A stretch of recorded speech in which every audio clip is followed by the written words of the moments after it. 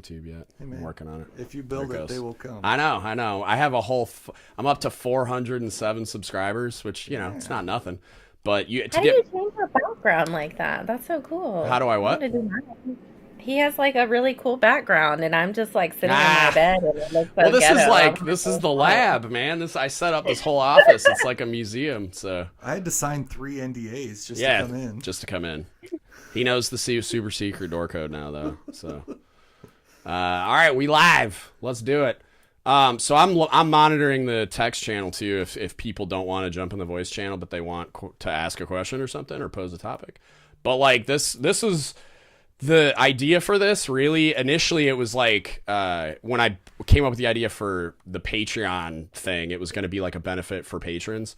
But as I thought about like how am I going to do this as a podcast, because I really just wanted it to be a function for like people that interact with the podcast platform to like interact with me and just like talk and hang out and do whatever.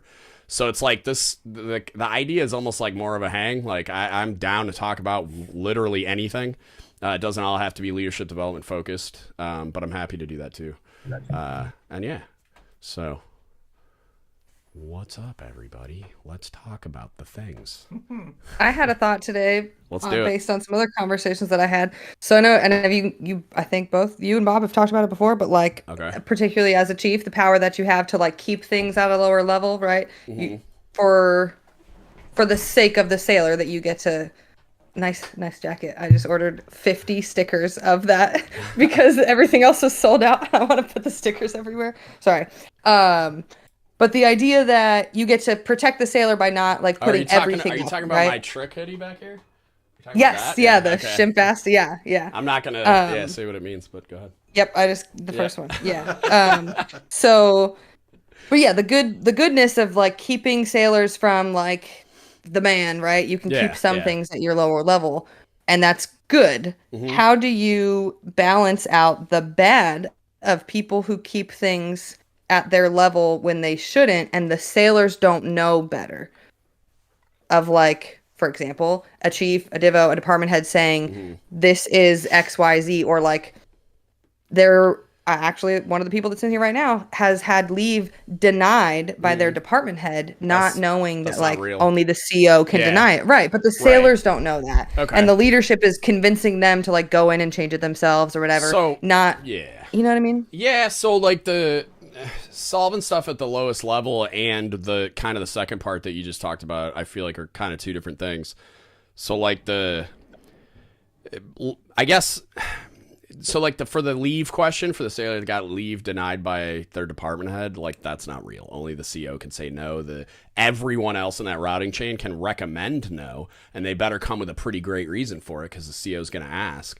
But and a lot of times when COs get in that position, they're going to err on the side of like granting leave unless there's a convincing reason not to. But like it never even got to the CO because the sailor did not know better, or multi-sailors. Right. Like, they think whoever is actually in charge that they're not. Yeah. And that's just, I mean, I don't like, for lack of a better term, like corruption. Like that's just like abuse of power is technically what it's called. Yeah. Oh, thanks, Mom. No, that's an IG term. So that's why I like it. No, I just like, there are definite, like it's happened to me too. Like there's definitely chiefs that, or people in that like administrative chain of command or operational chain of command or what have you, that are going to like try to decide that like they can just deny it at their level. And it's, abuse of power. A lot of the time too, like depending on what we're talking about, if it's not specific to the leave issue, it could be like, ignorance, like just incompetence at the level of whatever leader is doing that. Like that 04, well, I'm thinking of your story from earlier, but that department head that denied it might really think they can deny it. You know what I mean? So it might not just be the junior sailor not knowing. It might be the department head really thinks they have that power because they're idiots too. You know, it's like or they just get confused with the idea that they have the power to approve it, but not. Right. And so they just assume that also means they have the power to disapprove it. Right. And that's true too, because a lot of times, like depending on the size of the command, a department head, like at my last command, I was at a flag command. My department had approved my leave. Like I had a 04 supply officer and it didn't leave our office. Like, he just put me on leave, and that was just the way the command decided to run it because we were all scattered to the winds all the time. But yeah, I as far as like handling it at the lowest level though, I don't know. I would say like I would pick and choose though. Like, it's complicated when you're it's a problem gets brought to you at the chief level, and like, yes, I want to keep it at the lowest level, but there's some things that you can't. And then there's this weird ethical gray area where, like, I've talked about making a judgment call about one of my guys that showed up, like, effectively drunk. He didn't drive, but, you know, very clear UCMJ violation, like, that if I wanted to, I could have took his head off for it, but I didn't. I didn't tell anybody about it. I just dealt with it. But I had a really great understanding of the situation. I knew who that kid was, and like I knew his character, and I knew what was going on in his personal life. And so like it was very situational. So like if I'm going to make a decision to handle something at my level and not let it get past me, it's just very situational, and it depends. Like, it's case by case every single time. I don't know if that does fully anyone answers ever your teach question. you along the way of like what you could, or is it just something you, because for me, like having some of the things, it's just by experience. Like, Yeah, I got to a pretty point much. where I just stopped asking permission for stuff, and I was like, okay, hey, I made this decision, Pretty or I much. don't say anything unless I get asked. Like, Well, I mean, it was definitely Depending on what it is, experience, like, and like, I'm sure Bob's got about 1 million stories because his last shore duty was bonkers. But like, he was at a training command, but it was, for me, it was very experiential. It was like, when I was a boot chief, I was like very like, there were some like little things that I would handle at my level, but a lot of times, and I got burned a few times when I tried to handle it at my level, like with another department chief, because I was a boot chief, but I was a department chief too, because I had an LS1 on the other side of supply. So like, I'm talking to another department chief, we handle it between us, and then our cobb found out and lost his mind. And so I learned from that experience, like, okay, that's not a thing I get to keep to myself, but at the same time, like, yeah, I mean, part of it was just learning from the experience, but also part of it was like, as I became more senior, because there's like literal rank seniority, and then within the chief's mess, there's very much like a subjective hierarchy, which I just talked to somebody about the other day. I don't. That was remember. me. It was it. Okay. Yeah. There's like this subjective hierarchy within the mess as well. So it's like you got to kind of have a good analysis of like where you fall in that hierarchy, and that kind of determines like what you're able to keep at your level. Because I got to a point as a senior chief on my last submarine where I was the cobb, like I could do whatever the fuck I wanted to. And so it was like, I mean, I was signing qual cards for him, signing the plan of the day, sitting boards, doing all this stuff, monitoring PD trips, which for submariners is like the cobb does that. And that dude was in the rack, and I was in control monitoring PD trips. So it was just like, it's very, there's a subjective quality to it too within the command. And so you might see like one chief doing a lot more than another chief, and you're like, well, it's the same thing. And it's like, kinda, but not really. And it's very experiential, unfortunately. So it's like a, go ahead, Bob.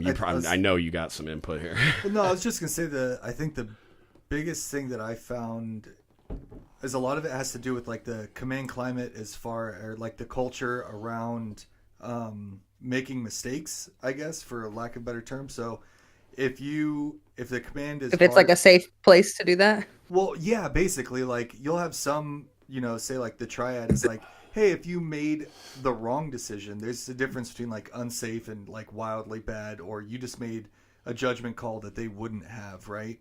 As long as it wasn't like a safety issue or whatever, that all the other major caveats, right?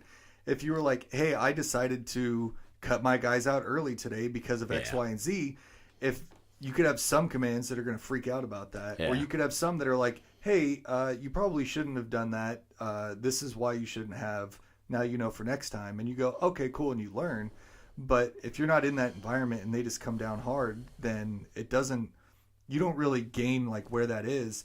But those scenarios also give you the chance to say, well, this is why I cut everybody out at lunch or whatever, on a Tuesday. Like, this is why I did this, and you give the explanation, and they can tell you where either like something that you missed that you didn't factor in, or they can go, oh, okay, well that makes sense, and I guess I'm okay with it now. Or it's just that the ability to make mistakes, like not with a safety major, not or not. yeah, like not versus major like an axe hanging ones. over your head. Well, And then eventually, like you do those enough, and right or wrong, and they kind of go, oh, okay, I see where your head is at, and either I trust you to make those decisions in the future, or I don't. And then when you start handling things and you say, hey, I took care of it, they already have the warm and fuzzy that you know what you're doing, or they're like, oh God, that person should never make a decision on their own, and I need to know what you did because it's probably wrong. And some of it's like little, like it's going to sound ridiculous because I think it is teachable, but I don't think the competence exists within a lot of messes and commands to teach it.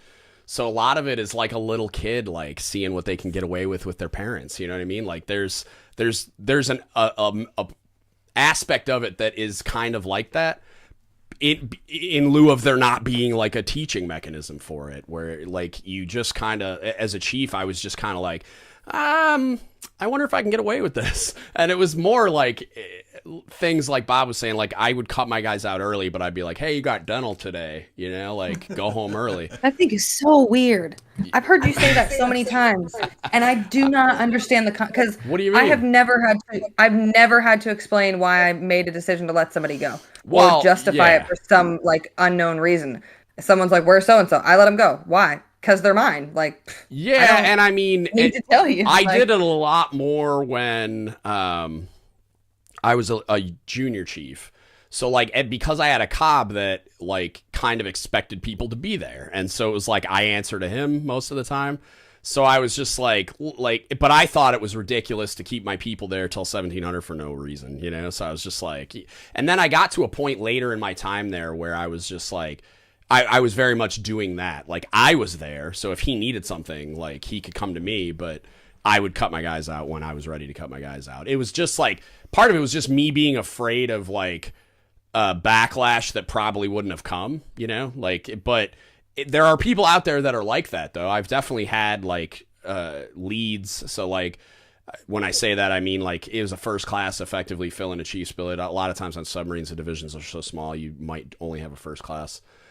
So like on my first boat, I had a couple of first classes back to back that they were worried they were going to get in trouble, much like I was as a young chief. So they would never let us leave. And we're done with like, you'd have periods on a submarine where it's like, we're done with lunch, cleanup's done. Why are we here? And there's nothing going on. We're not loading food. We don't have anything to do.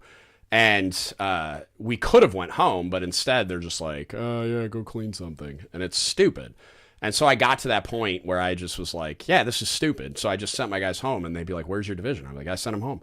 Like, why? Well, because there's nothing for us to do. Like, because a lot of the administrative function is me, or like my records keeper would be there with me, and that's it. Like, so it's, I think part of that is like fear, like people that are just worried that their department chief or cob or whoever is going to come around and be like, oh, the shop's empty. What the hell?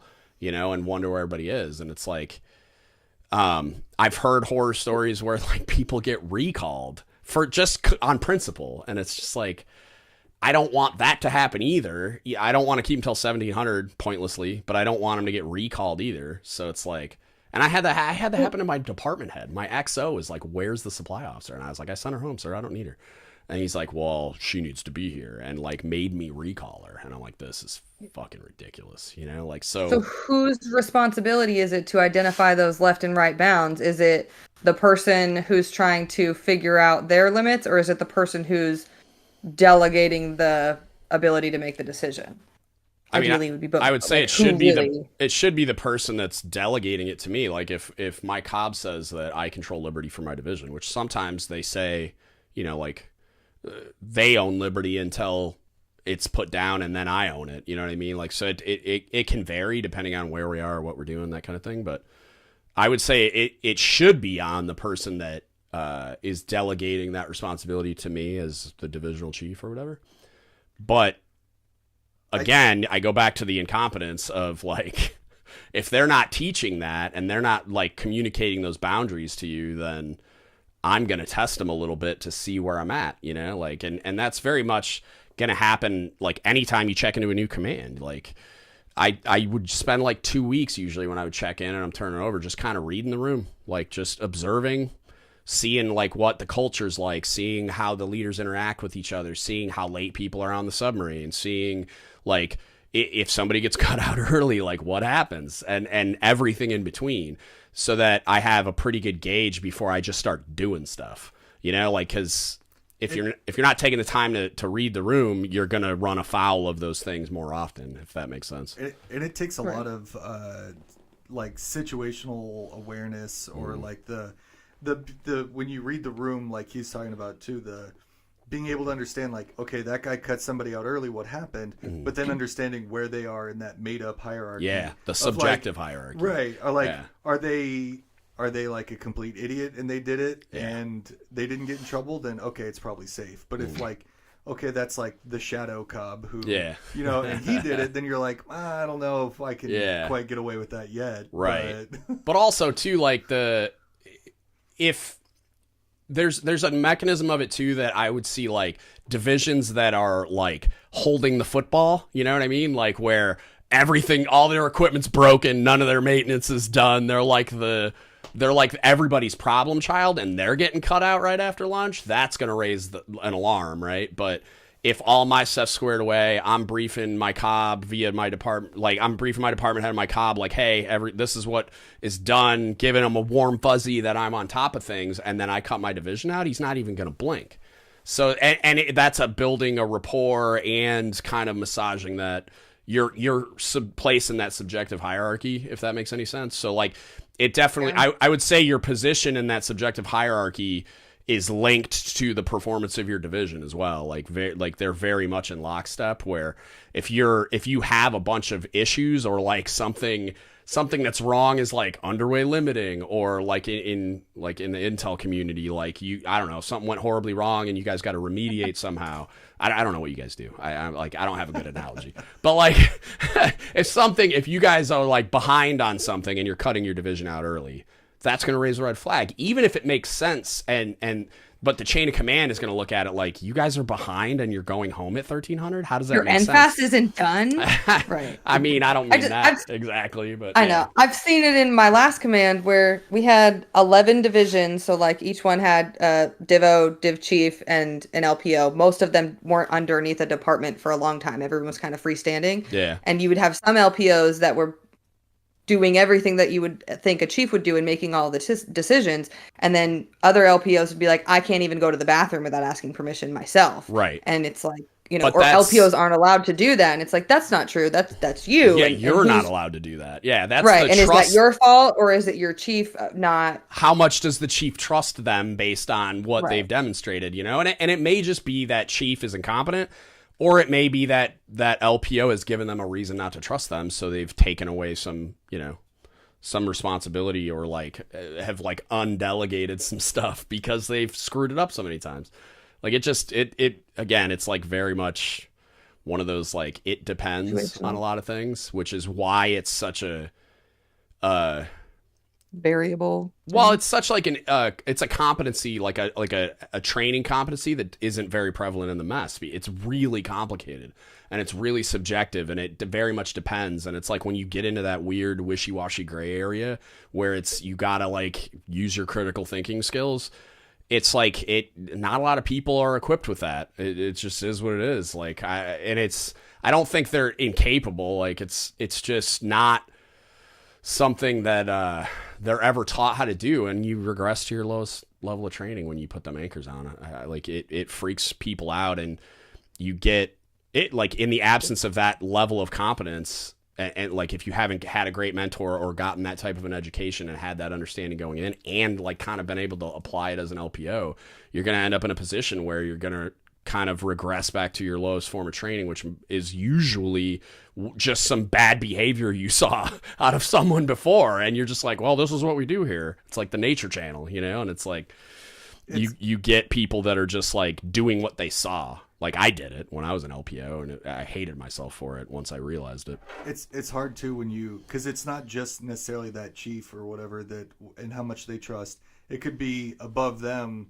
They've been yelled at so many times for something like, True. Hey, you have to go do these things. Yeah. Like they could have had either the bad experience in their past, or they could just be in that situation where somebody doesn't trust them. And so they have to like go prove to their dad that they're the ones who are actually in charge. Or that happens a lot. You never know. And like, that's the stuff that you aren't hopefully going to hear about. Like, oh, my chief just got destroyed last week because he screwed up a bunch of stuff. Like, that doesn't necessarily need to go to you, but that's the stuff that's going to cause them to be more overbearing or more controlling sometimes that you unfortunately just deal with. You shouldn't, but like, just in reality and experience, right? Like, that's the stuff that's going to come out and affect your life, whether or not it should. And it may be even like the like that 04 department head you were talking about earlier. Like, they could be the incompetent one. That might be why they reacted that way, is like they're so sick of getting punched in the face by the XO or CO because they're gooning up all their programs and responsibilities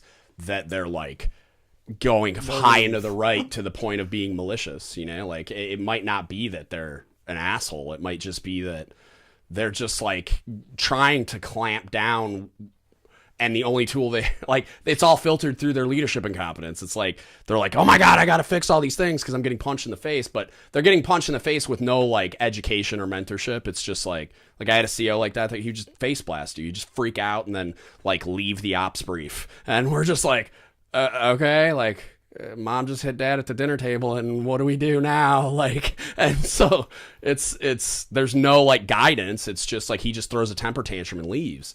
And so you're just like, well, I don't know. Like, you didn't give me any commander's intent, so like, I don't know what to do. You're unhappy. Neat. Like, can we grow up and have an adult conversation about it? So that department head or whoever it's just like rolling downhill, Yeah. So. Does anybody else got any questions besides Ariana? There was a chat. Sorry, I'm just messing with you. I know. I tried to keep up with your thing earlier, with the 04 department head sucking at their job. Oh no! I'm saying there's a new chat. I don't know if you saw the chat in the voice. I just have the anarchy meme. What new chat? You're in the other channel. Who everyone was? What do you mean? Like, who was on the call? Like, if we could introduce ourselves. You want to like go around the room and say hi? I mean, sure, why not? Because I'm like, I'm like, who are? All right, keep me honest. You start then. Good idea. Yeah, Fairy. I'll start. So I'm CTR1 Brigham. I do the Seeds of Triumph podcast that DGUTS very fortunately to help me kind of start up and promote. So that's me. Yeah. Next. I'm Bob. Chief Bob.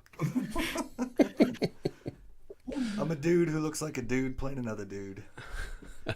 To be fair, you don't look like what I expected, because I've heard you say that like you're covered in tattoos and you wear like little skater boy outfits and stuff, and it's just you look like a dad, to be honest. Yeah, he is a dad. Also, I know. Yeah, he's got his dad chief costume on today.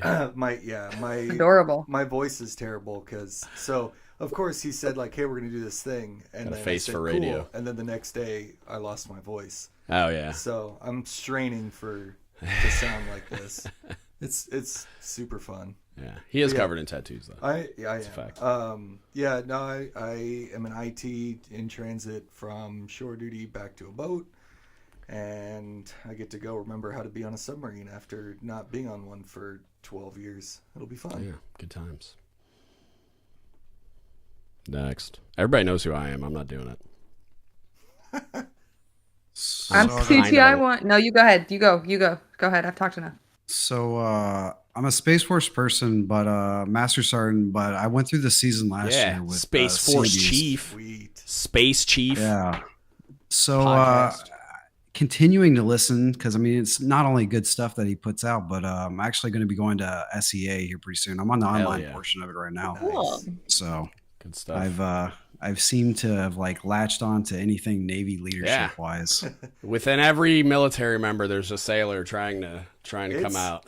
The Navy SEA, like that was probably the coolest, like the most fun school that I went to. Yeah, it's sure. awesome. You learn some good stuff, but it's not like a total boondoggle, because you definitely get some good stuff out of it. But what you get, at least what I got most out of it, wasn't so much the curriculum. It was just the networking piece of it. Like, you're just sitting around doing this after, any downtime. You're just kind of shooting the shit with everybody around you, and you find out like the Navy is, well, all the branches, because there's other branches there, but like how different, but also how the exact same they all are. Yeah. Like it's a different acronym, but they have the same problems. Yeah. Everybody Lectures. Yeah, no, absolutely. Too. When you guys were talking about earlier with the leadership portion and cutting out, like I've jumped so many different commands recently. Like I'm trying to fill out this new one, and it's way different than when I was working with my last 06, where, once the things are done for the day, like go home. Like you don't need to be around for the thing. Now it's like stay till, stay to the end of the day, regardless, no matter what, just sit there kind of thing. So it's weird. Yeah. It's the lectures of opportunity too. When you get in residence, go to the lectures of opportunity. They're awesome. They didn't. Were they not doing them? They did not do them when I was there. But they were so good. I was the first one back in person after COVID. Oh, okay. And then we screwed it up, and I think like 2 or 3 after us were not in person again because so many people got. Oh, because everybody got sick. Damn.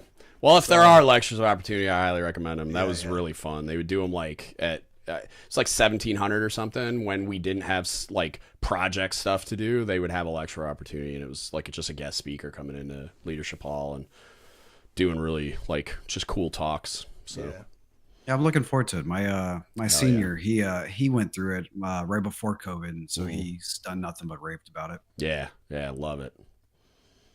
That's a lot of what the Foundry class was like.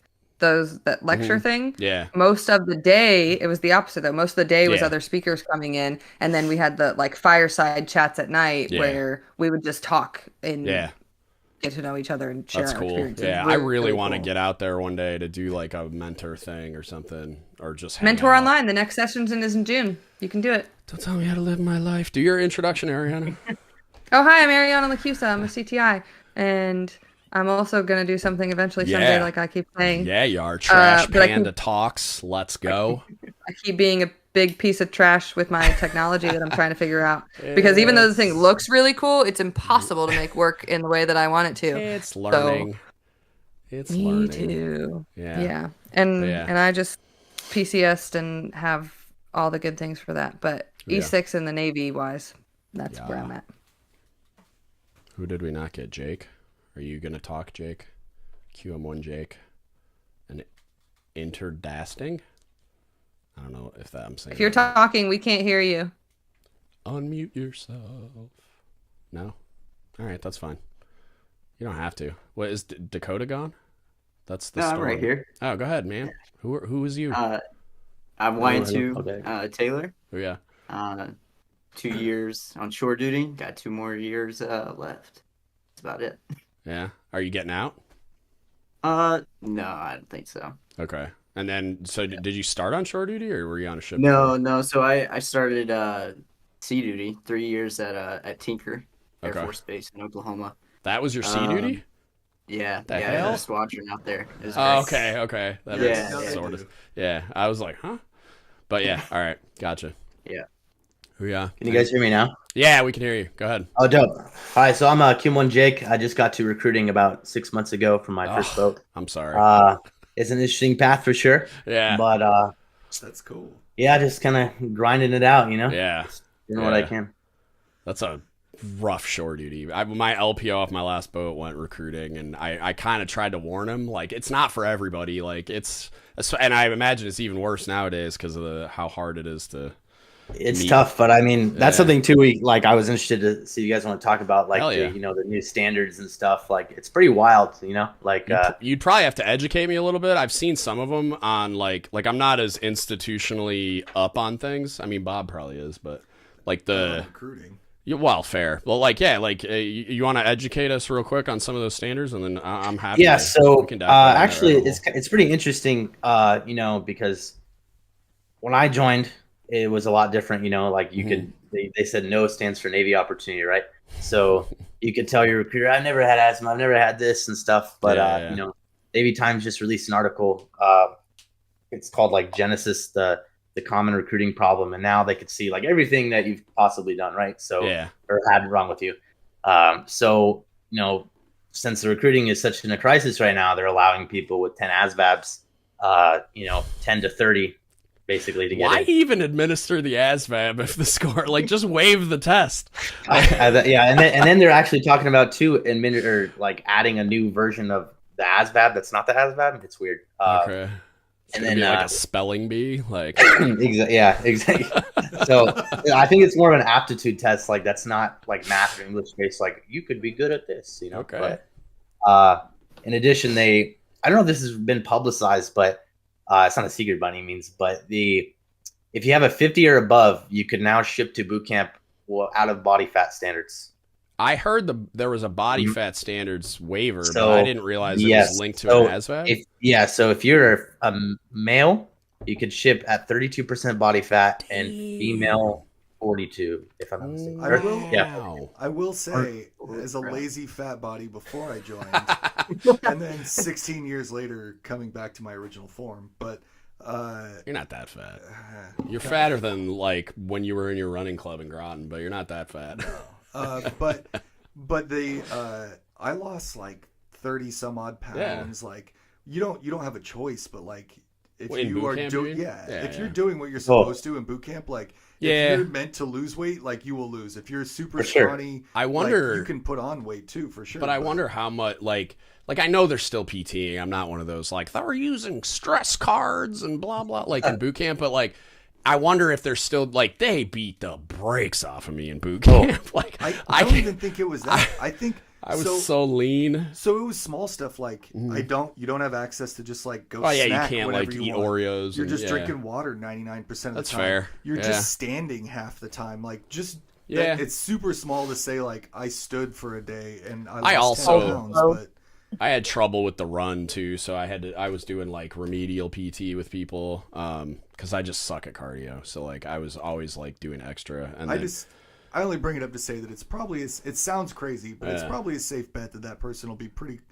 close to. If they don't like they go like on the like over standards, but they don't. If I'm not mistaken, they start them off in like a division of people who are. Yeah, so like they don't just put them right into exactly. They don't just throw them right into the. I mean, I don't have a problem with that. Like, because that was something. I think I heard somebody talking about it. I want to say it was like Jocko podcast. Somebody was talking something like that. Like they were talking about, they need a mindset in NSW. So like they're like we can teach you how to be in shape. Like we can teach you how to eat healthy. We can teach you all the things that people think like getting in to that community and like getting through buds is. They're like, we need people who are so mentally strong they refuse to quit. And it's like a certain like makeup.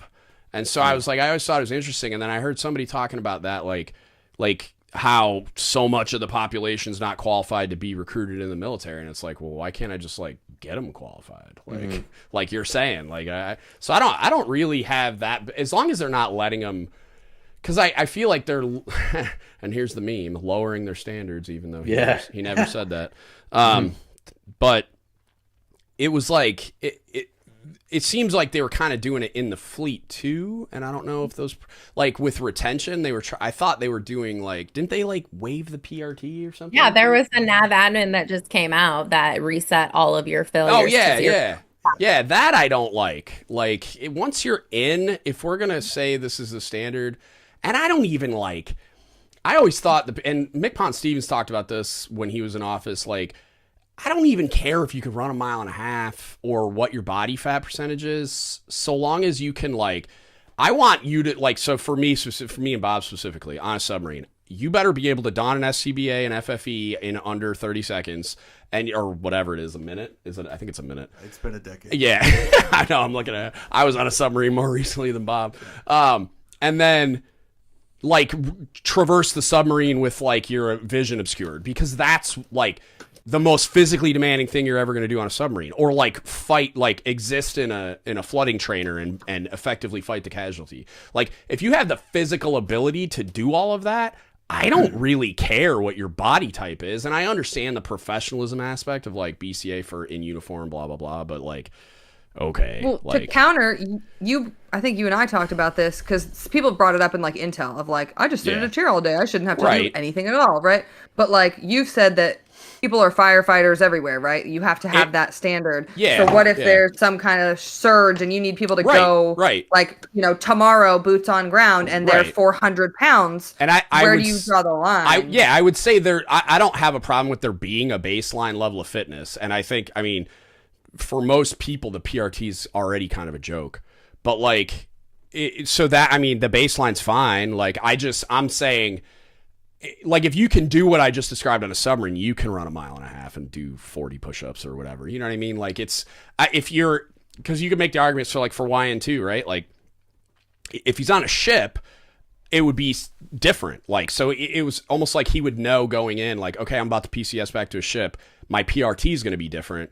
So I need to make sure I'm squared away and ready for that. But like, there are people who like jobs do really just exist in buildings, and like, I'm pretty sure like almost everybody has at least a slight chance of being in an operational environment at some point. But like, if there was somebody where it's like, that's just not a real thing, and they're just going to be in an office forever, then like then you get the baseline PRT forever. You know, like you get okay, I need you to be able to jog a mile and a half and not look slovenly in your NSUs, you know, like the end. But I'm not on fire about it in general. I want to chime in on that. Do it. Like, oh yeah, CFL, duh. So from my experience, right, I spent 5 years in TIO working in the NSW community. So I can speak to your point earlier where you say, you know, they're looking for a mindset, a character. Mm-hmm. So I'm intel. So when it comes to these like support roles, it's not just intel, it can be logistics or whatever. Yeah. They screen you to support these communities. Mm-hmm. And so they are looking for a mindset. They don't care if you're overweight or if you can't like keep up with, you know, the team guys. That's not what you're there for. You're there for like your mind, right? And from an intel perspective. So they want to make sure that you have the knowledge and the character and the heart to do what you need to do at the time. And then to the point of, where was I going? Oh, the PFA stuff. Mm-hmm. So like, I'm at a shore command right now at a NIOC, and we all work in an air conditioning building. We sit in front of our computers for 8 to 10 to 12 hours during the day. There's really no time during the day to be on our feet. So you have to be proactive and do your PT, or, you know, your eating habits have to be on point in order to like be in standards or to excel. Whereas in NSW, that like the environment is created for that. Like you could go downstairs, work out, like, you know, we're doing these workout, everybody's supportive, like, and it's just a thing. So like with me, right, my PT scores were like outstandings, you know, when I was in NSW. Now it's still, you know, up to standards, but it's not the same, and I don't prioritize it the same, and I don't expect my sailors to prioritize PT if that's not what their job is expecting of them. It's like, I'm not gonna penalize you and make you feel bad because you didn't score an excellent, like you passed. So congratulations, you know, you did what you had to do. I almost wish like in like at the shore commands and everything else, it'd almost be like beards, right? Like all these dudes want beards, and they're like,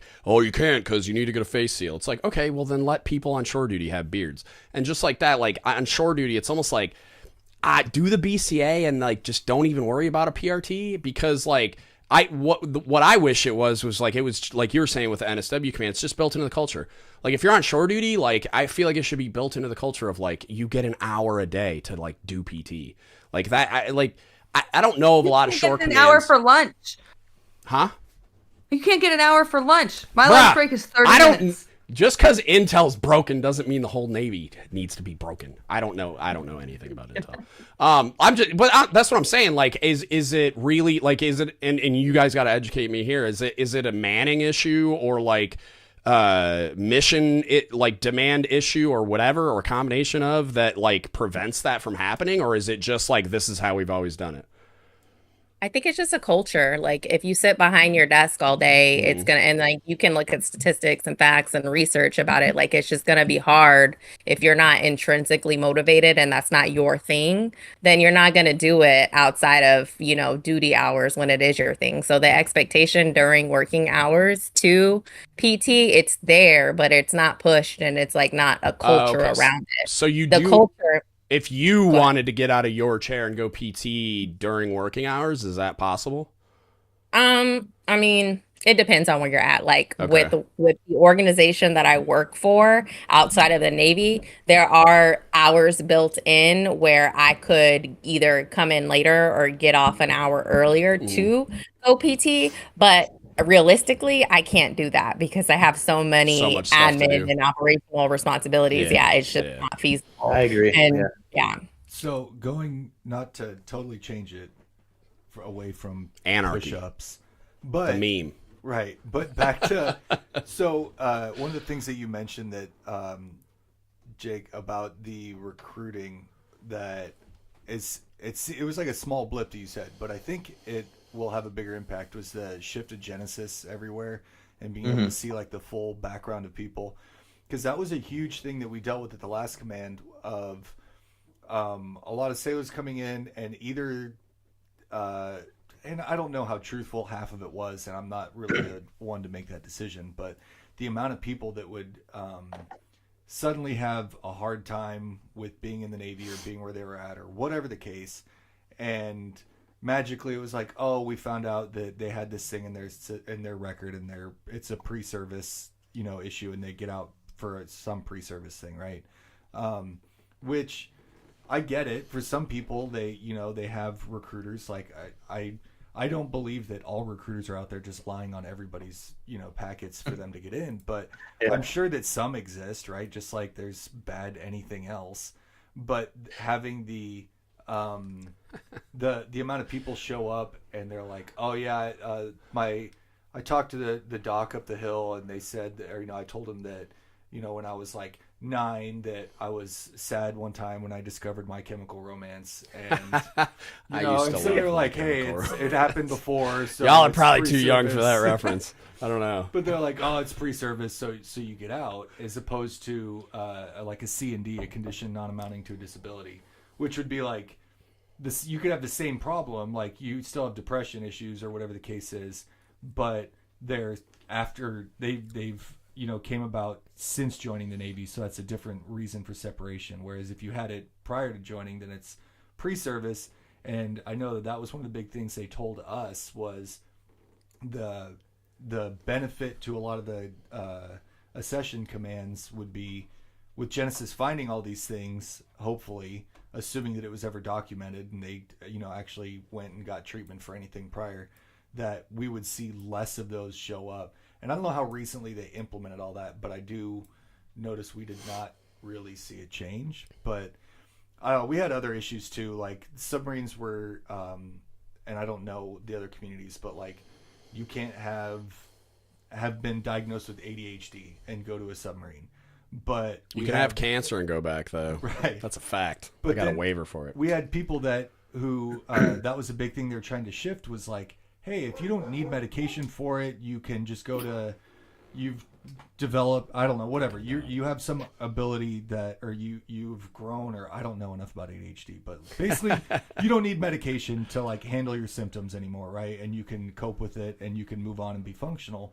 They were talking about like, hey, maybe we should let them stay in the Navy, right? That's because that's one of those, it's a scale, right? It's a spectrum. And previously they were just like, hey, somebody said the magic 4 letters, you're getting out of the Navy, or you're not going to a submarine. But then they were trying to change that. And so I know, again, one of those things with the Genesis shift was being able to find those earlier so that they could tell people, you could make that decision before we dumped a bunch of resources and wasted a bunch of their time saying like, hey, you're going to go do this career, and then 6 months later go, nah, maybe not, you're going to go do a different career. And I don't know, it always changed. But have you seen, I don't know how long it's been implemented, but have you seen much come out of that?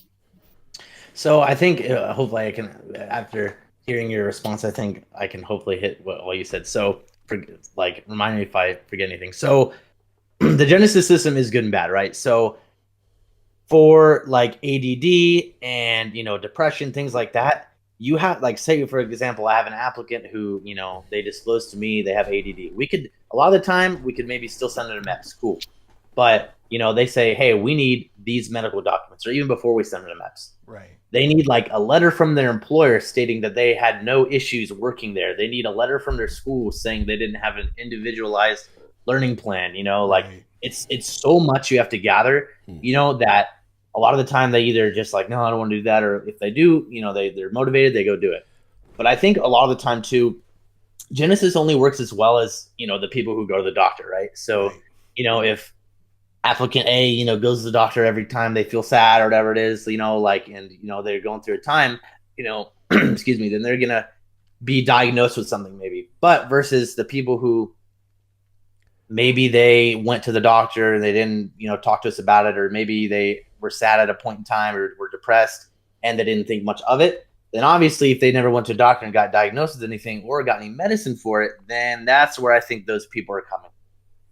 But I also think there's a lot of the time, even with recruiting now, they're getting those waivers for, mental health and things like that. And I think they're moving forward to allow more people with issues like that to get in. Because, like I said, it works good and bad, especially with the bad, like being someone has asthma when they were 6, they have to get a pulmonary function test, or they, Oh my God. But I understand, like they have to cover their butt, people have, pass away at boot camp because they're running and they, pass out or they have a heart attack because whatever it may be, so they have to cover their ground. But it does make the job pretty difficult, with that. But I hope that answers your question. I'm super curious to see, like, I don't know, 10 years ish from now with how that plays in, right? Because with COVID, so much stuff shifted to online, right? So like telehealth is it's like a whole giant industry that popped up in like 3 months time span, right? And culturally, we've shifted so much to it's totally normal and fine and good and healthy to go see a shrink, right? Like to go get help, like mental health help. And so now you have all these people, if they're doing any of that, you've got something documented somewhere that you talk to a doctor about some, mental health situation.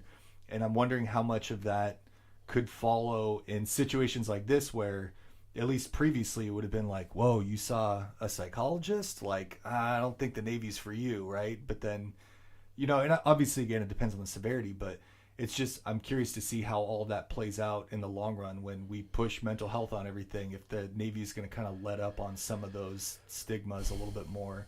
And again, in other communities, it might not be as big of a thing, but I know the sub community, we're so hardcore about, you can't have anything wrong because we've got one guy with a bunch of Band-Aids and Motrin, and if you need more than that, then you're just an I'll be right back. I'm going to go see why my dogs won't stop freaking out.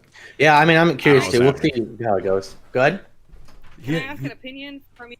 Yeah. So we're focusing this on like mental health, but so we had one of the speakers from the Foundry. His name is John Quinn. He was a Navy chief who served his entire 20 years with cerebral palsy and hid it from the Navy, and then later came out and like told the whole story about it. He's got a book. I haven't read it yet, but they gave it to us as part of the class. But like That's it came crazy. up of like, so I think a big, and you can maybe answer this, Jake. I think a big problem that we have in getting people qualified is physical limiting factors, or like medical factors, I think, are what disqualify a lot of people. It's not necessarily their education or their ASVAB score or whatever. It's usually a physical thing. And so like we just discussed that like we could excuse PRT requirements XYZ for certain situations or ratings or whatever you want to say. Do you think we should try to move towards being more inclusive on a physical standpoint to allow more people to enter the military, such as so like amputees to join like that, or because like you can continue, there's a lot of things that you can continue service with but that are disqualifying for entrance, right? So what do you think about like including people who are not necessarily fully physically capable, quote unquote, based on whatever, but if they can do the job, why wouldn't we allow them to? Or do you think we should? I missed it. That's a hard question. Yeah, no, I mean I know you kind of asked him, but just while he's stopping. It was for everyone's opinion, and just for you, you missed it. Like we were What talking was the about making question? exceptions for people with mental health. Yeah. Do you think we could move towards getting people with physical limitations in? So there's a guy. His name's John Quinn. Yeah. He was a Navy chief, served 20 years with cerebral palsy, and hid it from the Navy, and did just fine. Yeah. And Carl like, Bashir had what one leg about- for half his career. Yeah, right. I think so. There's cases like that where, like, so Carl Bashir getting back to full diving duty or whatever. There were pilots that lost limbs in crashes that got like requalified to fly because they don't, they're not running, So it's like I feel like there are definitely positions where I'd be totally fine with it. Like that, I was going to bring that up earlier when we were talking about CT stuff. That was how I linked it. No, it was like at the beginning of the recruiting conversation, but like when we were talking about like the PFA and body fat standards and whatever, it's like there are I feel like there could be paths where a sailor's almost like functionally FTS or whatever. Like I had a buddy that we made first class together on our first shore duty, and he was diagnosed with HIV while he was there. And they basically put him, because he needed to be near major medical facilities, like they would just rotate him because they wanted him to be able to finish his career too. And I don't know like how he worked it out, like because I feel like nowadays they might like medically retire somebody like that, but he was able to just kind of like go from shore duty to shore duty, and he did like recruiting, and then he was at RTC, and then he was like over here and over there. So he still got to retire. It probably gooned up his career progression as far as promotions went. But yeah, they like if somebody has some type of a limitation that like they like maybe they can't go underway on a submarine, but they can do something else. And like, do I care if they're like I do? Yeah, do I care if they're on perma shore duty? Not really. Like, because like you guys have the opportunity sometimes as CTs to go operational, but it's like you also could just not. And there's plenty of corpsmen that go like clinic to clinic to clinic for their whole career. And it's like, I don't know why we couldn't just like when they're being recruited into the Navy, it again, like with the Genesis thing that I barely understand, like if they can prove medically, like I need to be near a major medical facility, but I also happen to be really good at this thing that's very valuable to the DoD, then like yeah, let them in. I don't care. Yeah. Like, I think that's a great idea. Huge retention problem, and like if I'm in a new office, there's a civilian that works in my office who's in a wheelchair that only has one arm that works, and like that person could absolutely do that in the military. They would make less money, but like we could have recruited them in to do a very good intelligence job, but we say, oh well, you have to do push-ups and sit-ups and run, you can't. Well, we already have a process that kind of addresses that, which is the waiver and the med board process. So like we all take our annual PFA. Not about getting people in. But I guess maybe I was confused. It seemed like we were talking about people that like had physical issues if they could, serve. And it's like, well, yeah, because, people do it all the time with the whole waivers and medical boards that get, done, and then the Navy still finds them fit to stay in, but they can't, do X, Y, and Z. So I don't know. Yeah, but there's a lot of times this kid that was on my second boat with me, and then when I got to the flag command that I retired from, he was pulled off of a submarine for like really bad back issues. He had like a bunch of discs that were like exploding or something. So like they decided via that med board process that he couldn't be in the Navy anymore. And so it's like, okay, why can't, because he was a torpedoman and he'd been around a long time, super smart kid, lots of great experience, qualified lots of things. So it's like, why couldn't I put that value in a torpedo shop or somewhere else? Because now he's using his security clearance from Submarine Special Projects and his level of knowledge to do QA things for a defense contractor. So it's like he clearly still has value to the Department of Defense. So it's like, if I have roles to fill inside the skin of the Navy, why wouldn't I just redistribute him to more like, okay, you can't go on a submarine, but I still have a bunch of cool things for you to do. That would be kind of how I'd be thinking about it. Like we could, but from a recruitment perspective of like, if somebody comes in and they have a certain set of skills, but they're not fit for like sea duty or some other operational duty that would be relevant to their specialty, but they still would have a lot of value in another role, and I just have to treat them more like a full-time support sailor that's just going to like stay on shore duty, then okay. My guess would just be so I know what, like most every raid has some sort of seashore flow and whatnot, right? And I know a while ago the Navy talked about basically getting rid of that and just super incentivizing going to sea. I remember some general big email that went out that was basically like, hey, if you can stay shore, you can do back-to-back shore, but like your advancement's going to be almost impossible. I think it was like a survey or something. I think I remember doing something like that. And it was like a super interesting concept, because if there's plenty of people that are like, just send me back to sea, I just want to go to a boat. They love doing all that stuff, and that's good for them, and it would like help them promote. But if you don't, and you're like, hey, I just can't for life reasons, for whatever, like I just can't support that, but I could easily go fill one of those empty, those gapped shore billets. The job still gets done. The Navy still gets the benefit of those people being in, but that it also kind of hurts them, because then by doing that, like, hey, I just took shore duty, so like I'm not promoting for 4 more years, but at least I'm happy doing something. But with higher tenure, like how that's not, you can't sustain that forever. You can't just be like, hey, I'll do this shore duty forever, and based off of that model, and then never advance. Like at some point you're just going to get kicked out for higher tenure. But I don't know if those things would be adjusted for it or whatever the case is, but it would be, there's obviously billets and jobs that are unfilled everywhere. Like every command has some number of gapped billets that the job could be done by somebody that the Navy is getting rid of as for one reason or another, that the job could easily be done by somebody who doesn't want to get out, that the Navy is telling to get out. Non-punitive stuff, right? But I don't know why that's the only thing I could think of, is like, how long is that sustainable if you're in a community or a job that does not support like never-ending shore duty. At some point, how are you going to compare? Like, how are they going to stack up compared to somebody who's drilling and killing for 9 years straight at sea? And it's like, based off of the current metrics, I'd be like, well, I'm going to give it to I'm going to advance the person that's doing all this extra work.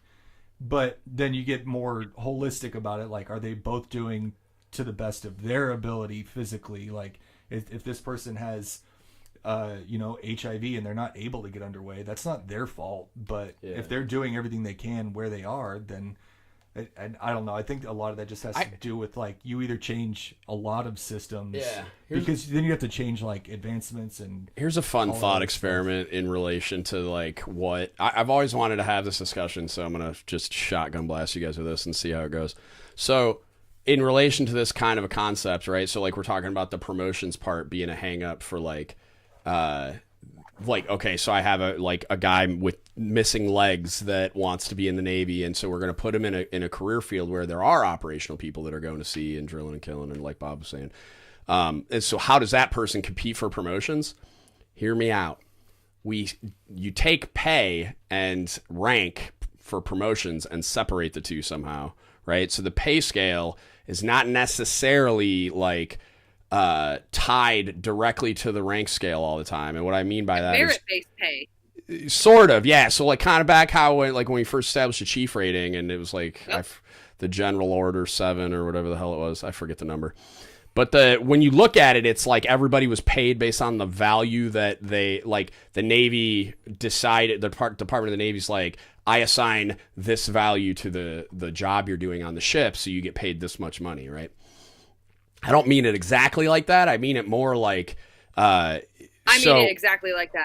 I think that's so that could get sketchy. So like I mean it more like, and I'm open to everybody's opinion, obviously, but like I mean it more like kind of like I have a big issue with like rank used as an incentive. So like when nukes star reenlist, right? Like for instance, or just star reenlistment programs in general, like as an incentive instead of something that's earned. So I would think like you can separate rank from pay, and that way like nukes could get paid a lot more money based on the value to the job they do, which is kind of already true anyway because of all the enlistment and re-enlistment bonuses and incentive pays. But like instead of promoting them early, just pay them more money, but I can still boss them around. You know what I'm saying? Like, so I'm like, right. That's in my head. Can't boss people around. Right. It's the same idea behind like if we had people that were like not going operational, so the people that are going operational would get paid more, but the person on that's like perma shore duty or whatever in a building or an office or whatever, like they can still promote, like they based on their experience and expertise and the value that they're adding to the agency or organization or whatever. But maybe they're not getting paid as much, which is it's kind of true already in certain ways with like submarine pay and sea pay and all that kind of stuff. But I don't know. I think like you could separate rank and pay in a lot more nuanced way that could. To an extent, though, that's how GS positions work, right? Because where there's steps and all that crap. So like a GS 9 step 10 makes like as much as a GS 11 step 2 or something. Right.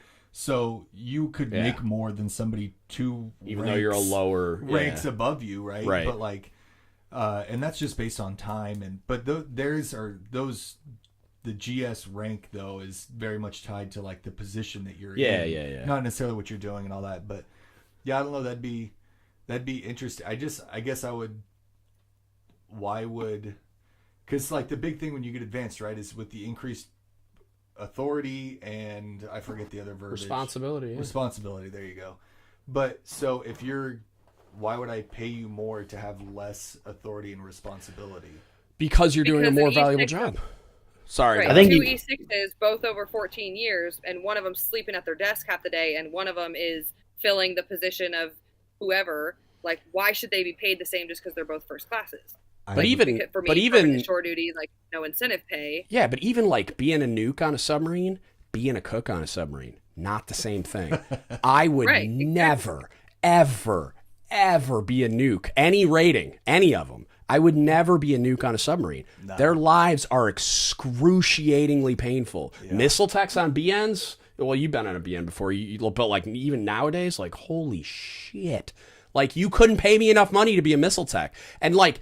I know that now, but like for on the Navy end of it, so like recruiter, tell me if I'm wrong, but like if you got a bunch of kids coming into a recruiting office and you're like, yeah, you could go be a culinary specialist on a submarine. It's the dopest job in the Navy. Or I could pay you way more money to go be a missile tech. You know what I mean? Which is kind of what we already do. And on that end of it, it's like, you're going to get that person in the Navy in the rating that you need them to be in, and they're going to be like, I'm getting paid more money, you know? And it's like, which is kind of, again, what we already do with the SRBs, but then it's like, it wears off. You know what I mean? Like, those nukes, like, 6 months in, they regret every decision they've made up to that point. You know what I mean? Because that 50 grand's already gone. They already bought a Charger. You know what I mean? Like, so, just had a guy last week gave him 48 grand.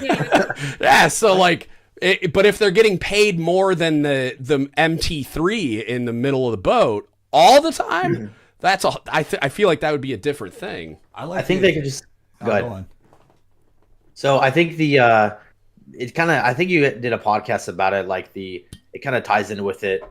It was like the journeyman level or leadership level versus tech level. So you have the guys who want to take on that leadership role versus the guys who are just Coolio being a tech forever. Yeah. And, so what about those guys? Are those guys getting paid?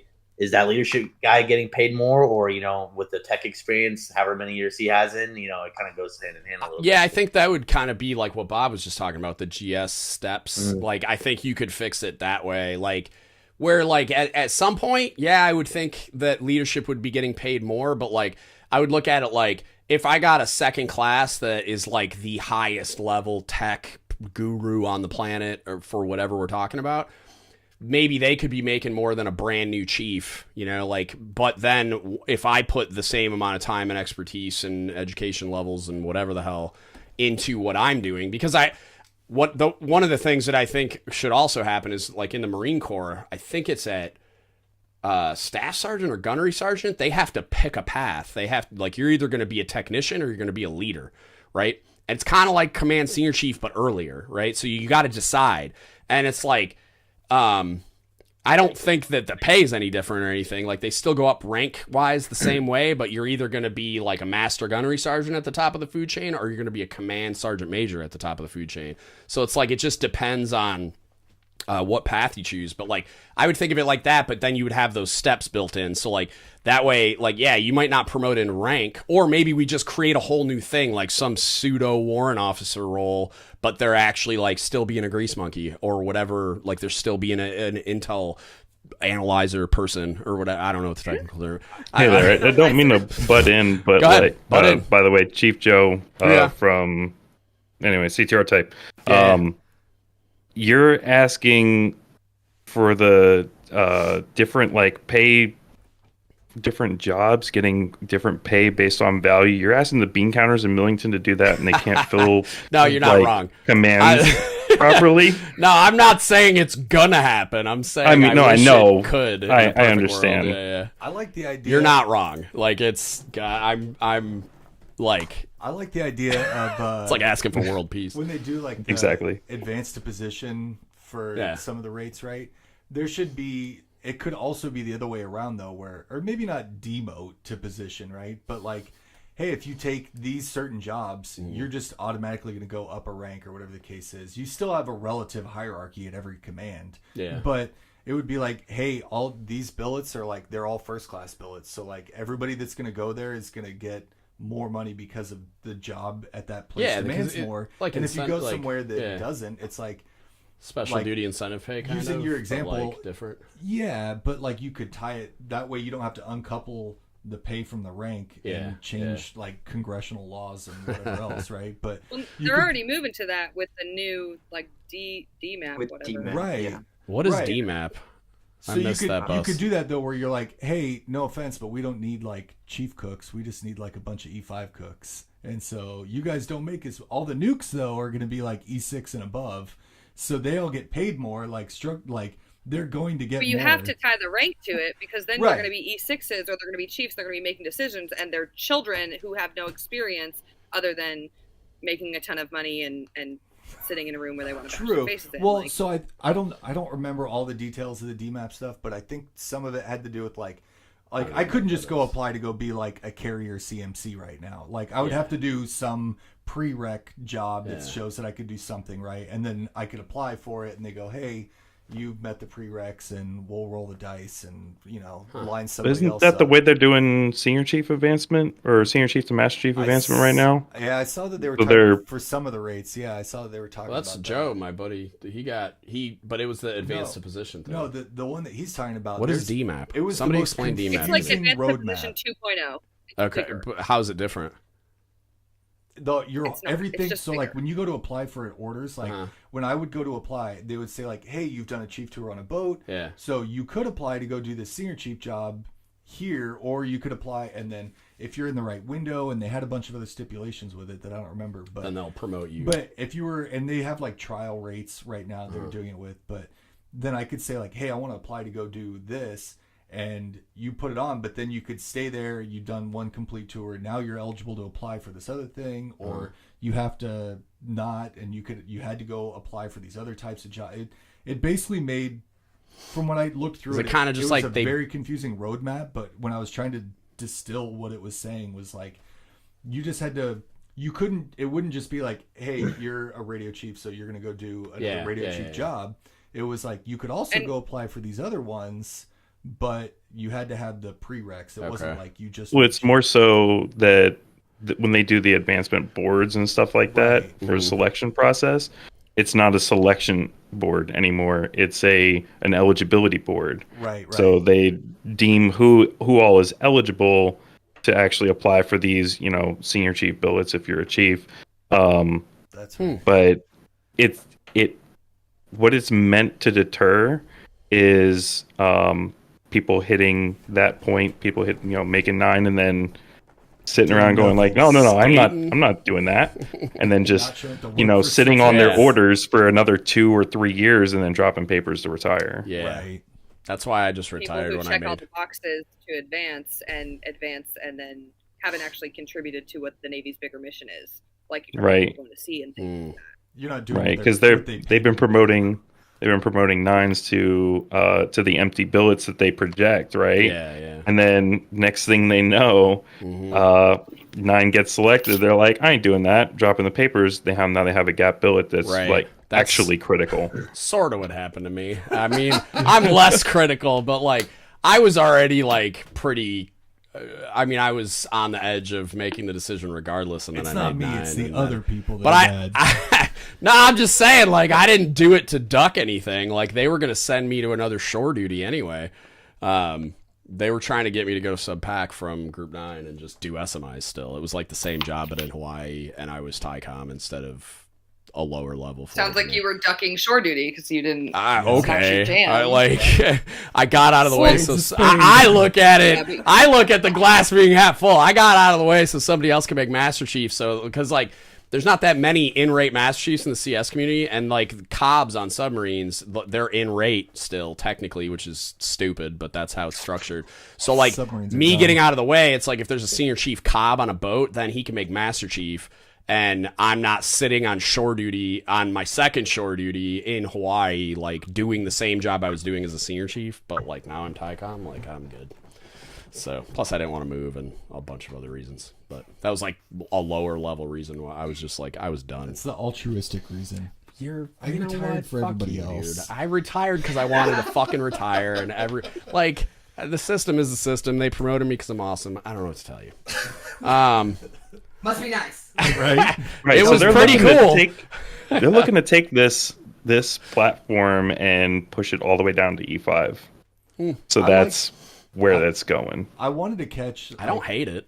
I was looking for somebody, like I'm waiting for like a road show or something for somebody that knows that can like explain it not on a PowerPoint that I have to decipher. Yeah. Where they have to use. I don't think any of them do. Language. Right, but like somebody knows about it. It's somebody's brainchild, and I'm not necessarily against it. It's probably some guy like me that retired. I just need somebody to like tell me what this really means. Like, you know, I joined the Navy. Now what? Like, make this apply to me.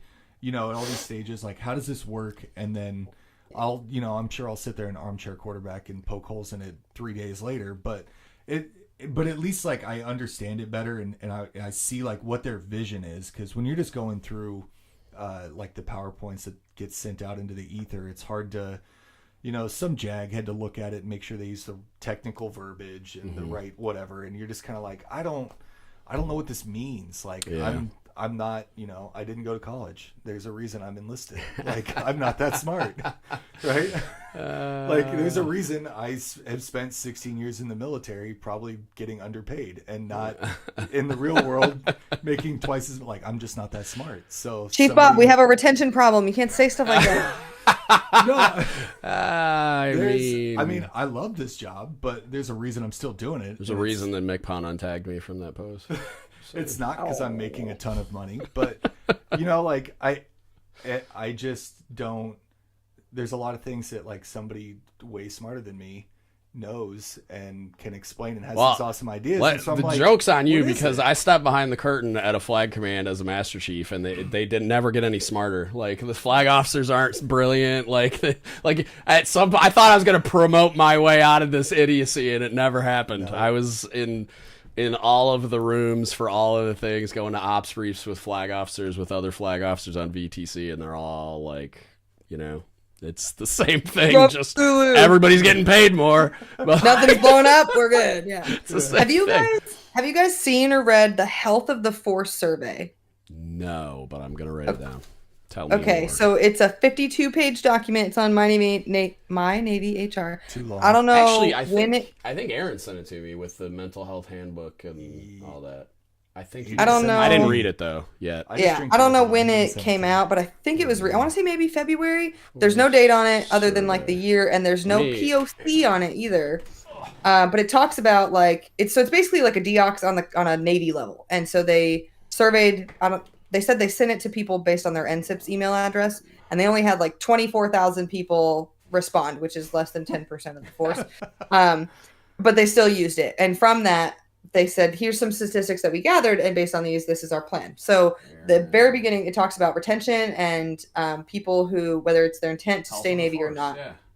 And they only captured E6 and below, 52 pages, and 01 to 03.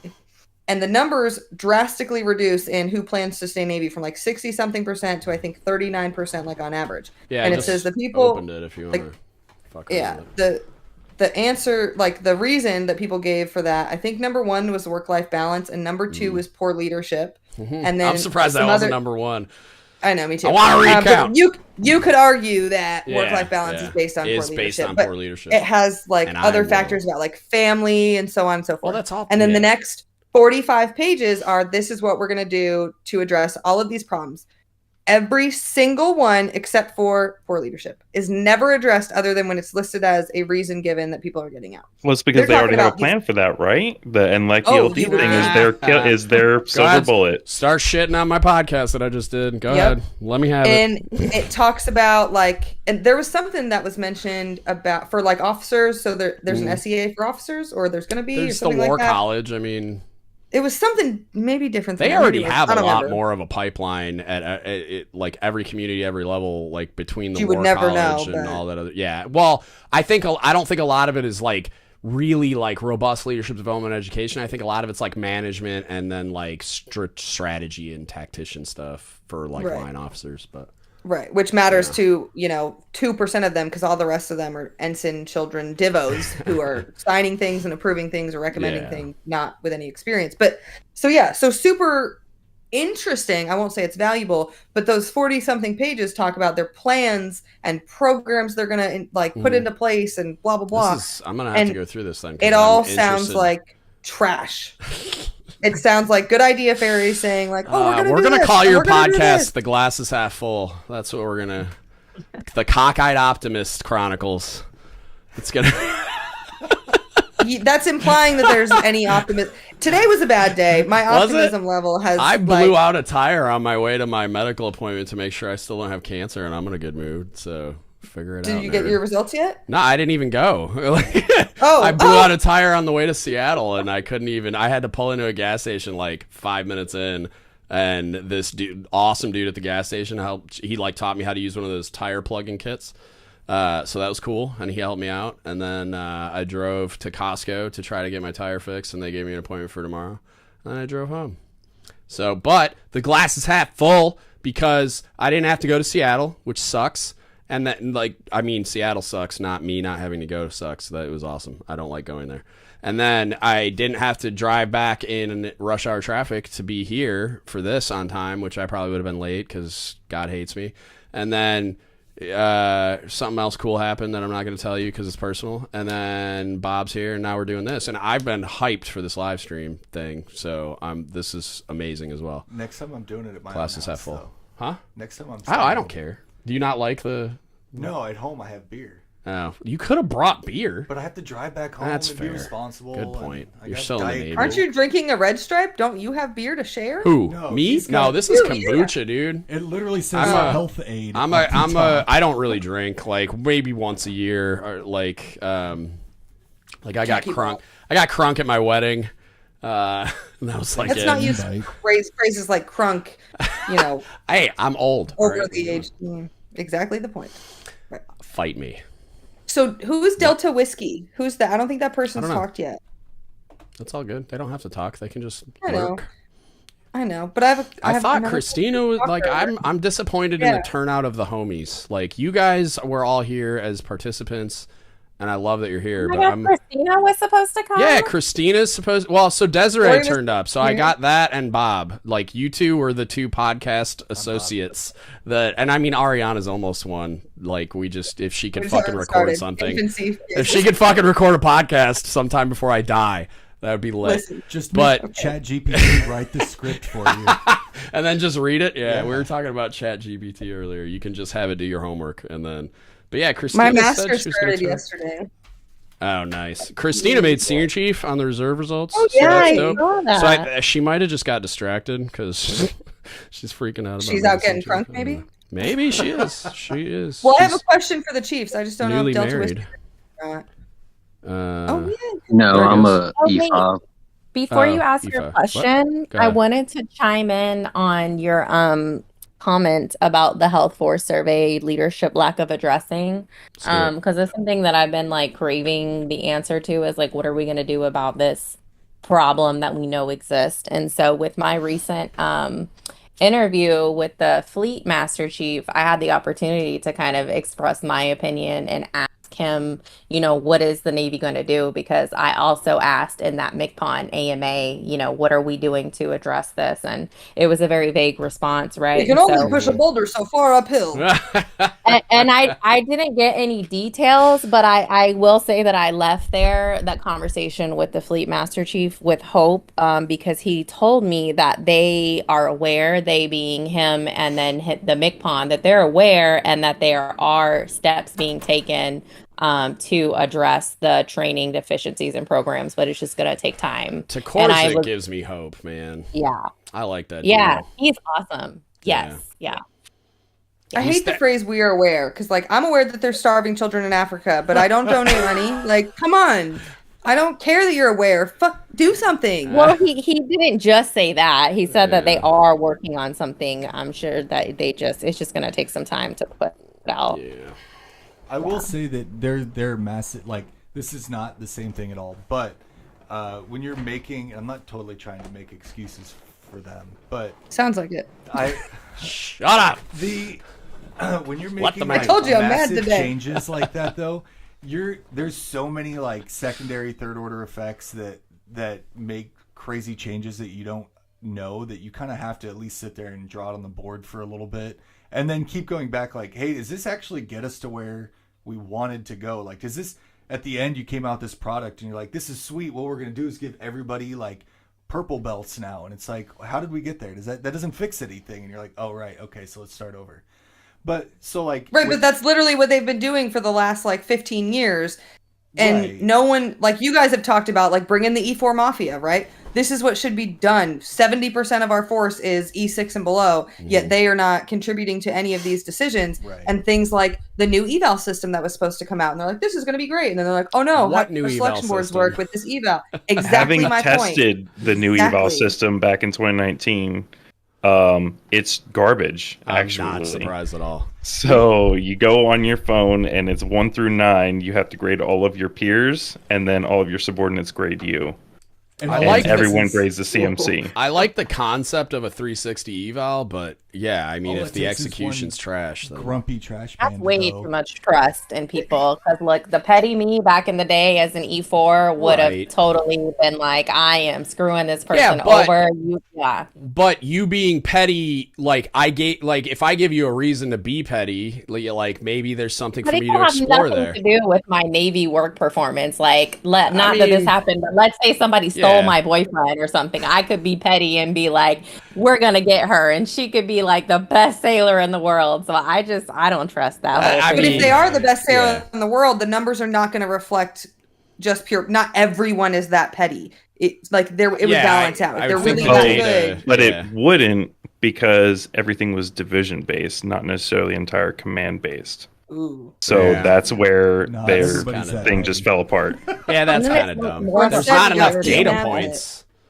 There wouldn't be enough mob data. mentality as well. People rally around by one person. Yeah. Yep. Oh, absolutely. Yeah. We saw. Well, I was saying that the major changes like that too, because we saw it with when they took away the ratings, and it was oh, we're all just going to be sailors, and you're going to get a number instead, and nobody has a rate. And it was this was some great idea, right? And then rating modernization. And then they brought them back, but then with every rate merger, it sounds like a great idea when they end up merging rates. Oh, and this is a victim of a rating merger, by the way. I see, yeah. It is, right? But so he was a radioman before. Right. I'm on rating number 5, and my job has never changed, so it's great.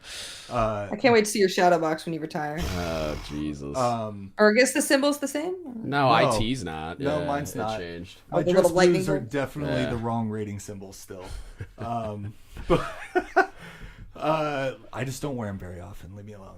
But they merged the ratings and then just confused everybody, and then couldn't answer questions. And the frustrating part was getting a submarine underway didn't change. You still had to do the same jobs. You just changed what you called it or who had to do it, but the same stuff still had to get done, right? And so it didn't alleviate anything. It just confused the process, and then people just started doing all the functional commands that we saw come through trainers were basically yeah, I know that we're technically 2 different rates now, but we're just one big division we were, and we just still do the same stuff we were supposed to. it might be done by the right person. It might be done by technically the wrong person, but like legally it's still the right person. And so all it did was confuse things. And now they're trying to split it again in the next, I don't know, however long. We're going to end up with 3 rates. And I have no idea how it's going to be done. And it's a lot of like 2 guys basically saying, hey, when we want your opinion, we'll give it to you. Don't worry about it. We got it. And they're taking care of it. And it's like, hey, I don't know what I do now. I don't know what I'm supposed to do now because this job didn't exist the last time I was on a boat. And you're going to make a third job or a third rate out of one that also didn't exist before. So nobody knows what to do with it. For the CTs, like, I doubt you guys have been in long enough to remember when they tried to get rid of CTM, when they tried to get rid of Matmans. Yep. Right? But like they were basically like, hey, we don't need Matman. That's kind of dumb. And so they stripped away a whole bunch of things, a bunch of crazy people cross-rated to other jobs to try to stay in because they thought they had to. And then they got to a stopping point and were like, oh yeah, maybe we do actually need them. And so it demolished the rate.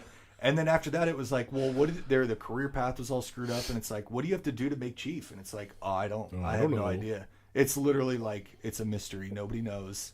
And so like every time there's like this major change, the end goal might be right. Like they might have this cool modernized way of doing something. But then when you try to implement it, you're like, oh, this screwed everything up. Maybe we shouldn't be doing that.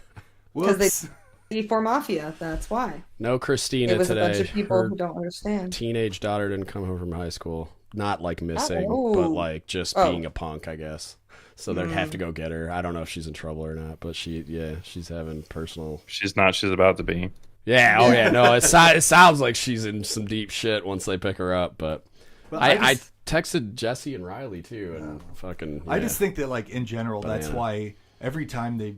Like the Navy or just any super huge organization like that has made major changes, something blows up in their face and then they end up spending a bunch of time trying to fix other things and they never get the follow through, and then we end up with like a half-assed product and we all duct tape it together and move on until that becomes a norm, and then they just codify whatever duct tape product we have.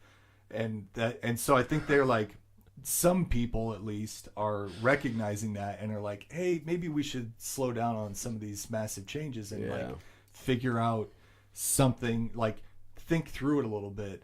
I mean, even with when they came out with the what's the word?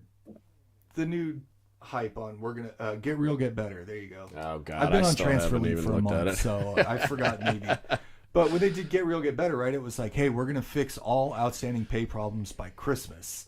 We're just going to throw people at it until we fix it. And everybody was like, sweet, sounds good. Everybody likes their pay to be fixed. And then we're how many months, 3-4 months past it? And 4 months past it. And everybody's like, I think they found more problems than they thought we had when they started it. And so now it's like, oh, okay, now we have to go fix it. And they never even got to like number 2 or number 3. They just kind of stopped talking about it. They stopped putting out hype videos because it's like all we did was send out like the intro and we're already bogged down with fixing problems. So maybe we should just hold off on our like enthusiastic optimism. Man. Rollo, tell us about the Space Force, dude. What's going on over there? It's that background's amazing, by the way. we're trying to find ourselves right now. That's our big issue. Is everything is just discovery mode. Yeah. What did I sent you an email a while back about all the leadership development stuff? Like, is that bogged down in the mud right now?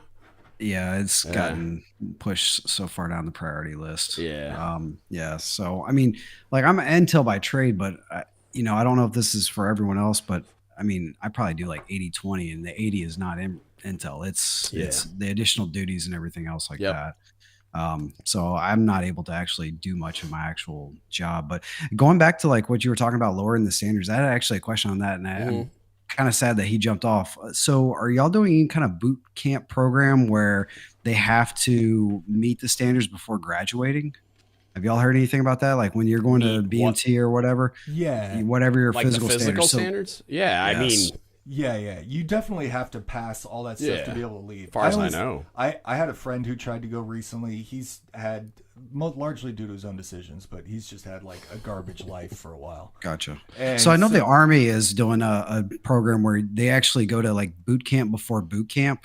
So to get in shape and everything like that. So it's almost like back-to-back boot camps to get through. Mike, at RTC, they have like a division for people that like can't pass the, like if you're really like in Struggle City, they'll pull you out of the regular boot camp division and you just go get remediated for physical training. And then when they decide you're ready, they put you back into another division and push you through the rest of boot camp. That, at least that's how they used to do it. I don't know if that's what they're still doing. There's like, more or less the same idea. And there's like time limits on that, of course, right? Like you can't spend a career at boot camp just trying to get in shape. But look at Ariana's such. She'd love to. And they definitely have to like you still have to pass that standard to be able to graduate. And they give you like he was saying, they give you the extra time to or the extra work and all that stuff. But going back to the other community stuff, like you have to have that drive. Like they can tell if you're there and you're in holding because you just can't do push-ups, but you're also putting in zero effort to be able to do more push-ups. At some point, they just cut their losses. But you can tell, like you've worked with enough people that you can see who cares and who's trying and who's not. And if it's, I guess my big concern is like lowering standards in general. Like it works really well in peacetime, but the second that we go to actual any kind of conflict, that's just going to make it way more complicated. Yeah. Well, so that's my concern. I'm not advocating for lowering standards. That's a joke that's referenced from this thing that blew up in Navy, like called. I know. I definitely heard about that. Yes. I'm a big fan of standards being way higher than they are. I would not lower any standards. Well, so, but I say that because I mean, you guys were talking earlier about people that have disabilities that don't allow them to deploy. So in my Air Force career field, it was less than 500 people in my career field, and there were times where the deployment ratio was pretty much a 1-to-1. So in a small unit, constantly deploying every other 6 months, and if one of the other airmen at the time couldn't catch a deployment, that just increased our tempo. So that's my biggest concern with like lowering the standards or allowing someone to come in that is non-deployable, is like that burden is going to be shared upon those other personnel that can. So you're punishing people that did meet standards. You're right though, because you don't put them. Go ahead.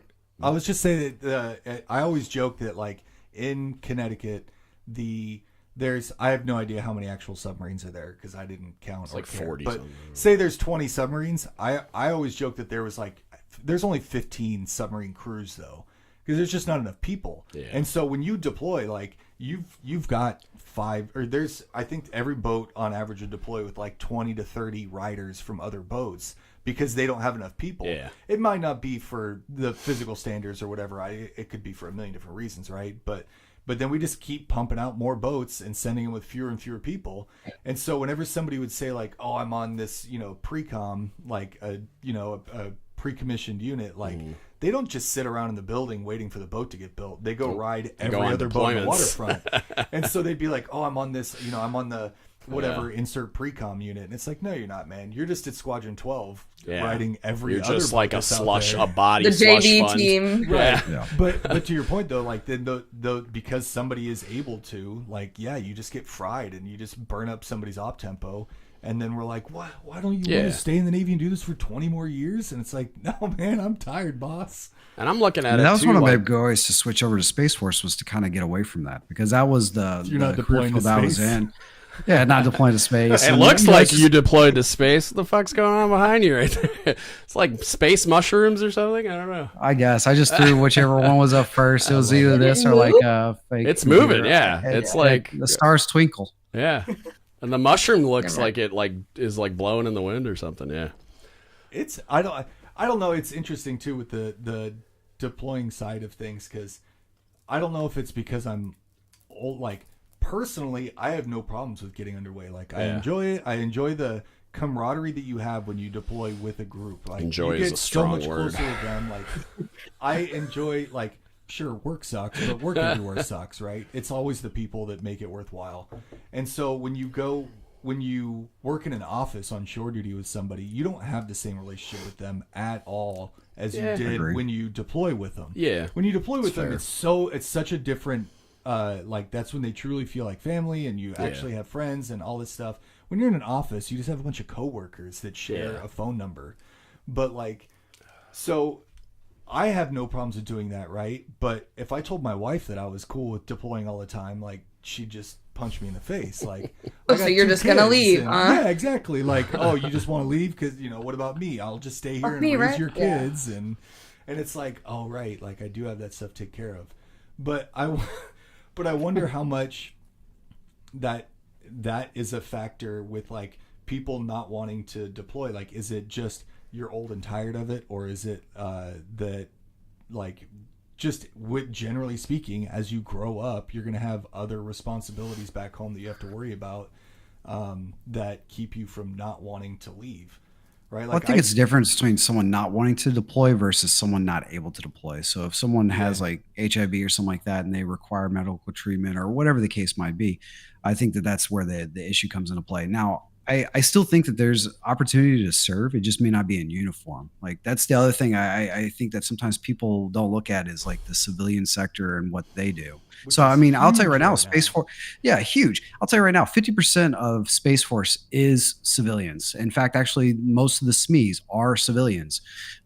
So we are a military construct that relies heavily on 4,000 civilians along with the 4,000 military that we have. Everywhere. That's right. Think of the cost of that, of those, you can pay 3 E5s what you would pay 1 civilian.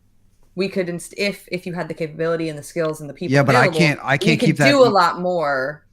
True, but I can't keep them in though, because once they get qualified, like if it's a space operator, and the second that they become qualified on console, they're immediately working side by side with a contractor making 3 or 4 times the money as them. Talking Navy nukes. We're poaching ourselves. Yeah, we're poaching ourselves. So that's why we need to find ways to get people to stay that is not about money, because we will never win on the financial side of it. It's just never going to be possible. Sure. I got a really good idea. Build a culture that people want to be a part of. Do blended retirement, so there's no reason to stick around. Because like right now, I'm not even working. Like between pension and disability, like I don't need to work.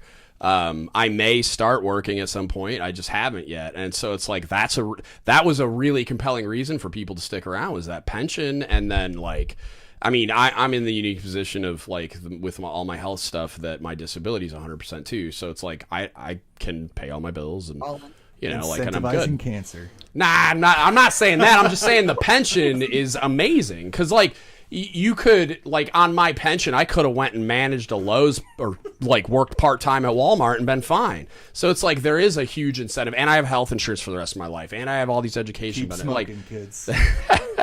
there's all these benefits that don't include the VA disability stuff that are insane, that they're starting to water down with like I don't think blended retirement was a good idea, and I think it's just starting to come back to haunt us with the retention and recruitment issues we're having right now. So don't think it's a good idea. The problem is good idea from what aspect, right? It's like it incentivizes separating before 20 years. That's what it does. I'd be curious at like big. But it's beneficial to the government, right? So sure, it saves them money, I guess. So that's why I say like it didn't work out for who. Like if you go talk to accounting, they were right. Like, somebody's spreadsheet's greener than it was, but then you go to Millington and like the Manning people, and their spreadsheet's all red. But so because people are just thinking of a short-term solution and not thinking of a long-term effect. Yeah, just like anything else we talked about with the purple belts, same concept, not thinking it through all the way. So I know that was a big thing with like in the CT community when they brought back the warrant ones, because you had so many people that would do that. They would get the experience, the qualifications in like the intel world to do. I have no idea what they did now, but they did something that was worth a lot of money to somebody, right? So they would leave Friday and they'd come back Monday with a button up and a scraggly 5 o'clock weekend beard, and they'd make twice as much money, and they didn't have to worry about updating any of the other stuff. Yeah. But then, so like I get it. And so their way to incentivize it was like, hey, we got this other program. You can be an officer. You can get a bunch of clowns to salute you, and we'll pay you a bunch of money. And not explain why. Right. And now you only have to get yelled at by like the wardroom, not the chief's. And even then, you can just kind of be like, no. Right. And so like I understand, like when they brought that on, I thought it was, I don't know how much it was utilized. I don't know any of that data at all, but I know that it was a thing, and I know people have been using it. Well, it was only optional for a period, and then it was mandatory. Anyone who came in after whatever time, like Dakota, did you have the choice, or you're automatically in BRS? No, he's talking about the Warrant 1 thing. Yeah. Not BRS. I thought we'd gone back. No. Well, I think they took it away. That's gone? No. I'm pretty sure. The Warrant. No, the CTN Warrant 1 program is still alive and kicking, and it's extraordinarily competitive. Yeah, from what I mean, and it makes sense to me because get with the program, Ariana. God. She's like, hold on. Sorry, I met one like a couple months ago. No, I'm just looking for a reason to give her shit. I think it's awesome, and it makes sense. He just wants to make it worse. I just want to spin her up. There. The Warrant 1 thing was like a good idea of like a creative way to help some of the retention in there, but I don't know if that fixed any of the, I don't know practically, in the shop, does it actually get the job done or whatever the case is, right? And at CTN, no, because those warrant officers become divos. Unless they're certain kind of operators, then they go do a real job. But it's like, it's such a specialized community. They're not just like, they're not walking off to go be like the ops officer on a carrier. Like they're going to stay in like a very specialized community as that Warrant 1. At least that's right. Working right next to CTN 1 whatever, or now CWT 1 whatever. Right. They're doing the same exact job as them and being a divo. Yeah. So that's what we see ourselves in now. We're thrusting more E5s into leadership positions without the necessary training. Especially in a community like, I can't imagine getting to E5 as a CTN takes a lot. Like if you were able to get through the A school, like you're smart enough, you're capable enough that you could get through all of those A schools and show up to your first command. Well, then you're an E5. Right, I was saying, like, what is it, like lunchtime you put on second? Like, right. It's changed a little bit, but the reason E5 advancement's so high and everyone's just kind of stopped up at the higher ranks is because those who are at the higher ranks already are at that, sunk cost fallacy. Yep. Past 10 years, might as well stick it out. And 13-year Master Chief has nowhere else to go. Right. They're just they're sitting and everything's stopped up E6 and up, and then you have the E5s who are like, screw this, I'm gonna get out and make $250 a year. Right. Yeah. Doing the exact same thing. That's wild. Like there's no fear. Probably less, and it's way better. I would make hamburgers for $250 a year, but nobody will pay me that. So no, it's I don't. I make really mean bagels from scratch. Which is funny too that talking about the CTNs in general, because in the IT group, or specifically, not in general, in the IT Facebook groups that I'm in, somebody just posted about how it's like open. It's the convert in is crazy high. Like they're basically like begging for CTNs to get through. And it's like, hey, your IT's like, you want to go be a real IT and go do like cool networking, go be I converted one of my cooks on Jimmy Carter to a CTN. You're welcome. His name's Mike Welch. He's out there in the universe somewhere. Is he a senior chief? He made chief a while back. He might be a senior chief. I don't know. But so yeah, I wonder he looks like what's the slug from the Goonies or Sloth? What's the guy? Hey, you guy. He looks like that guy. God. Nah, he doesn't look that bad, but he looks. He's got like an ogre face. You can tell him I said that if you see him. Did you call this guy your buddy, or you just said? Nah, he was one of my cooks on Jimmy Carter. He's a good dude. I love him to death. I converted a kid. Clearly not a friend. I converted a kid, I think, to a CTI. His name's Paul Beatty. He's also a chief, at least. He might be a senior chief. I don't know. But yeah. I'd be curious to know if those are linked though. Like when they opened up the Warrant 1 program, so many people jumped on that now they have like this big vacuum, or if it's a recruiting problem, or if we need a million more CTNs so we can go to war with the internet. I don't know. Yeah. No, the majority of it is those getting out to step in the civilian sector. Retention. Yeah. Yeah, because I imagine even just like the demand for them in the civilian sector, I would imagine has skyrocketed in like the last 20 years. Well, absolutely. It's one of those few. It's like one of the few rates. Also, not few, but it is a rate in the Navy where it's almost 1-for-1 direct translation to the civilian sector. So there's no like, if you're a missile tech, sure, there's like 3 companies you can go build missiles for, but otherwise your resume is translating like, hey, I used to do missile surgery to I can go fix something else. Whereas like an IT, you're like, I used to just run network security. Yeah. And I saw that you guys got hacked last week, so you probably fired somebody, and I want to take their job. Yeah. And also, I did this on a bunch of, classified networks, and I've got a clearance, and they're like, oh, okay, sure, we'll pay you more than what we paid the last clown. Yeah, that was one of the few things I was happy when they converted and said that we're ITs, was that is a direct translation where when I was in ETR and they're like, what does that mean? That was why they did the culinary specialist. And you go, I'm a radio 2004 man. And you're like, what's a radio man? You're like, oh, I do comms, like I talk to satellites from the middle of the ocean. And they're like, so do you does that mean radios? Does that mean you go to like Verizon or it's like, no, like I know it's actually satellite dish for your TV, baby. Like try explaining what a CTR is. When like everybody's like, I've always heard CTRs just say that they're analysts, and I know that it varies crazy depending on where you're at and what community you're attached to. And I've worked with a handful, but that have way cooler. I always said after learning what a CTR did, I always said that if I had to pick another rate, if I could go back in time, I was almost a CT. Like I had to reclassify in boot camp because they gooned up my drug waiver because I smoked a little devil's lettuce before I joined, and I was honest about it. And then they screwed it up and it said alcohol abuse on my thing. And I'm like, all right. Jesus. So at the moment of truth, I'm the goon that stood up and was like, hey, this says the wrong thing. And they're like, okay, how many times did you smoke weed? Said the same thing I said at Mets. And they're like, that's not what this says. So then I had to reclassify because I was going to be a corpsman. And then you can smoke a bunch of weed and be a CT.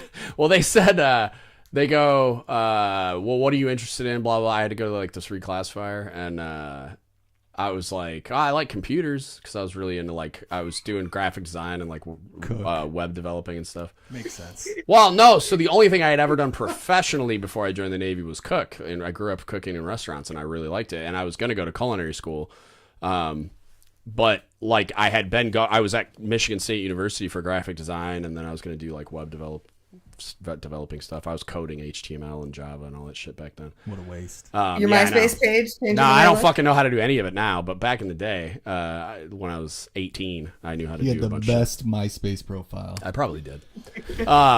But anyway, they were asking me, and they were like, "We'll give you they wanted to give me 20 grand to be a CT," and my dumbass still picked cook because I was scared. I didn't know what a CT really did. They gave me this 1 paragraph description of what it was for all the different. Well, they didn't know what it was either. Well, that's probably fair. Yeah. And I could have been an IS for 25 grand and all this other shit. Oh, you didn't want to do that. You would have hated that. I think I'll be a mess management specialist instead. It's because I know what it means. Sort of. Because when you talk to you could be a CT who has no idea about cryptology because it's not part of your day-to-day job, right? And so you get out and it's what's a CT? And you're like, cryptology. Well, the radio men are always doing crypto, dude. Right. Every time I try to go on the watch floor at Submarine Group 9 and they'd have a big sign up that says we're doing crypto, and I'm like, there's not a single fucking crypto person in this building, but it's the radio men are the crypto people, I guess. But now they're ITs. We were playing Game Boy. Probably. Not surprised. Wait, you got a Game Boy in there? What? Yeah. I can't even can't bring my iPhone in the building, let alone on the watch floor. In all reality, cryptology nowadays is we don't get paid to do that, really. Yeah. Cryptology is pretty much reserved for the GS-15 special pay bracket, PhD mathematician, freaking Rain Man, Right. Yeah, back when it was the people in that movie, it was easier. Well, when when it started and it was I don't know. I couldn't define cryptology if you put a gun to my head. So I don't even know. I don't think I could either. I've been doing it for over a decade. But all right, then I don't feel so bad. But so that's the only plus side, at least for some of those jobs, right? For mine specifically for being a cook, they changed the title of it or whatever, right? I was a culinary specialist. Sure. Thank you. Don't demean me. But you understand. But you follow how to do that stuff, right? And so the hard part, my wife does that all the time. With a lot of the a lot of the rates they just buy on, if you got the brochure for what it does. Oh, Des is back. Another CT. Like, I don't know what this does. I don't know what how do you translate that so people don't want to do it? But I don't know, man. I still say the Navy has never said that you have to be good at anything you do. They just say you have to try. Like nobody has ever said you have to be good. You just have to show up and try really hard. They'll teach you. That's true. And so you can get a retirement just from trying. You don't have to be good at anything ever. You just got to show up and try. But, I wish I could argue that with that point, but I can't. I used to tell people that I was a yeoman to like avoid questions at anywhere. And, like one day I was at Walmart in uniform because I like needed something and I didn't want to change. And so like the cashier's like, "Oh, you're in the Navy? What are you doing?" I'm like, sharpen pencils and staple things I was together. a yeoman for 12 years. I was like, I gotta go. Too. I'm kidding. It was a joke. I mean, but I don't even do my YN duties. What do you do? I'm a PS. Oh, basically a PS. Yeah. Are you a CPPA? Yeah. With no authority to do anything at all. Yeah. You're God's gift to junior sailors right now. So I was a CPPA and a command career counselor. Oh, okay. Yeah. I'm sorry. That's a good. If you're gonna stick around in the Navy, the command career counselor gig, even if it's collateral, is like if you were gonna go to any school to be a better chief, and just have institutional expertise on a lot of shit that sailors care about, that's the move. Like that going. I got to my second submarine as a first class, and then I made chief, and the first class that was a command career counselor was fucking it all up, and it was right when PTS rolled out. Which is perform to serve for any young people. Prior Seaway. Don't open that up for me. It was right when it was coming out, and so I had to implement that and all this other bullshit. But I went as a brand new chief. I went to command career counselor school, and it made me an infinitely better chief. So that's one that just familiarization with the MILPERS, man, and all those programs and how to get people where they want to be. Like for instance, me being familiar with the MILPERS, man, I don't know if the SCORE program is still real, but those two guys I converted to CT, it was it's selective conversion something reenlistment. Or whatever the fuck, I don't know. You re-enlist. It's all been rolled to Seaway now. Okay, yeah. So there used to be a program called SCORE that was, it was just an incentive to re-enlist. There was an opportunity to convert. So you would submit this package that your re-enlistment was contingent upon your conversion to whatever rate you wanted to be. And both of those dudes I did that program for, and they got to be CTs after having been told no a bunch of times. And they were all they were both going to separate, and now they're both wearing khakis. So it's really cool. And I would have had no idea that program was real. But I just trolled through the. Why is that built in to the process of making chiefs? Do you know how many chiefs I know that don't know how to format a memo or don't know how Seaway actually works or the timeline of it? And I would like I always do go back to leadership development education. It's if you were ever taught those things, and I'm talking fundamental principles that you can apply to a myriad of things. It's I was raised in a way, and part of it's the submariner in me, and Bob can nod and smile about if you don't know the answer, you go look it up. You go find the book, you go find the source document, you go find the whatever. And that's just, it's in submariners' DNA. That's just you're raised from day one and just beat over the head with ship systems manuals and operating procedures, casualty procedures, all this crap. So for me, it was, I would go find the book and just familiarize myself with the program. So I'm very good at correspondence because I've been all up in the correspondence manual. I'm not a yeoman or a PS or any of those things, but I've spent a shitload of time in the correspondence manual. It's not illegal to look at the book. Right. The eval manual, the advancement manual. I got guys promoted when I was a second class because I knew all the math, and I recalculated their profile sheet, and I looked at the nav admin to make sure that all the evals were calculated in their whatever the points for their promotion ratings and stuff, and and it was all fucked up because the ESO sucked at their job. So then you get a guy promoted by a couple of points that weren't accounted for, and so just that shit like that, the career counselor thing to me it's a great school, and I kind of almost wish it was part of the CPO leadership development course that they came out with. It's you could almost just build that in or something, because you get so much institutional expertise out of going to that school, and it's besides the senior enlisted academy, the command career counselor school is the only good school I ever went to. Everything else was a joke. A lot of that. Go tell your homies you just had on the podcast to add it into the CPO LDC. We had Stop that it. was always a big thing with guys on the boats too. Was like you've got very limited space to do anything physical, right? Like you've got a treadmill, but you don't have like when the people that I know from other branches, right, especially like Army, Marines, all that, you don't have as much machine maintenance or equipment maintenance, right? Like the maintenance that you do is on yourself, right? Which is why you're at the gym all the time, you're staying in shape, you're working out all the time. And so you have like dudes doing like who can bench more, who can do 500 pull-ups or whatever nonsense, right? But we don't really have that on the boat because there's not a lot of space. You can't like have 15 people go do this and then all go shower. It would take like 3 hours to get through the showers and whatever else, right? So instead, it's just like one-upping each other on who knows more absurd, obscure, stupid knowledge.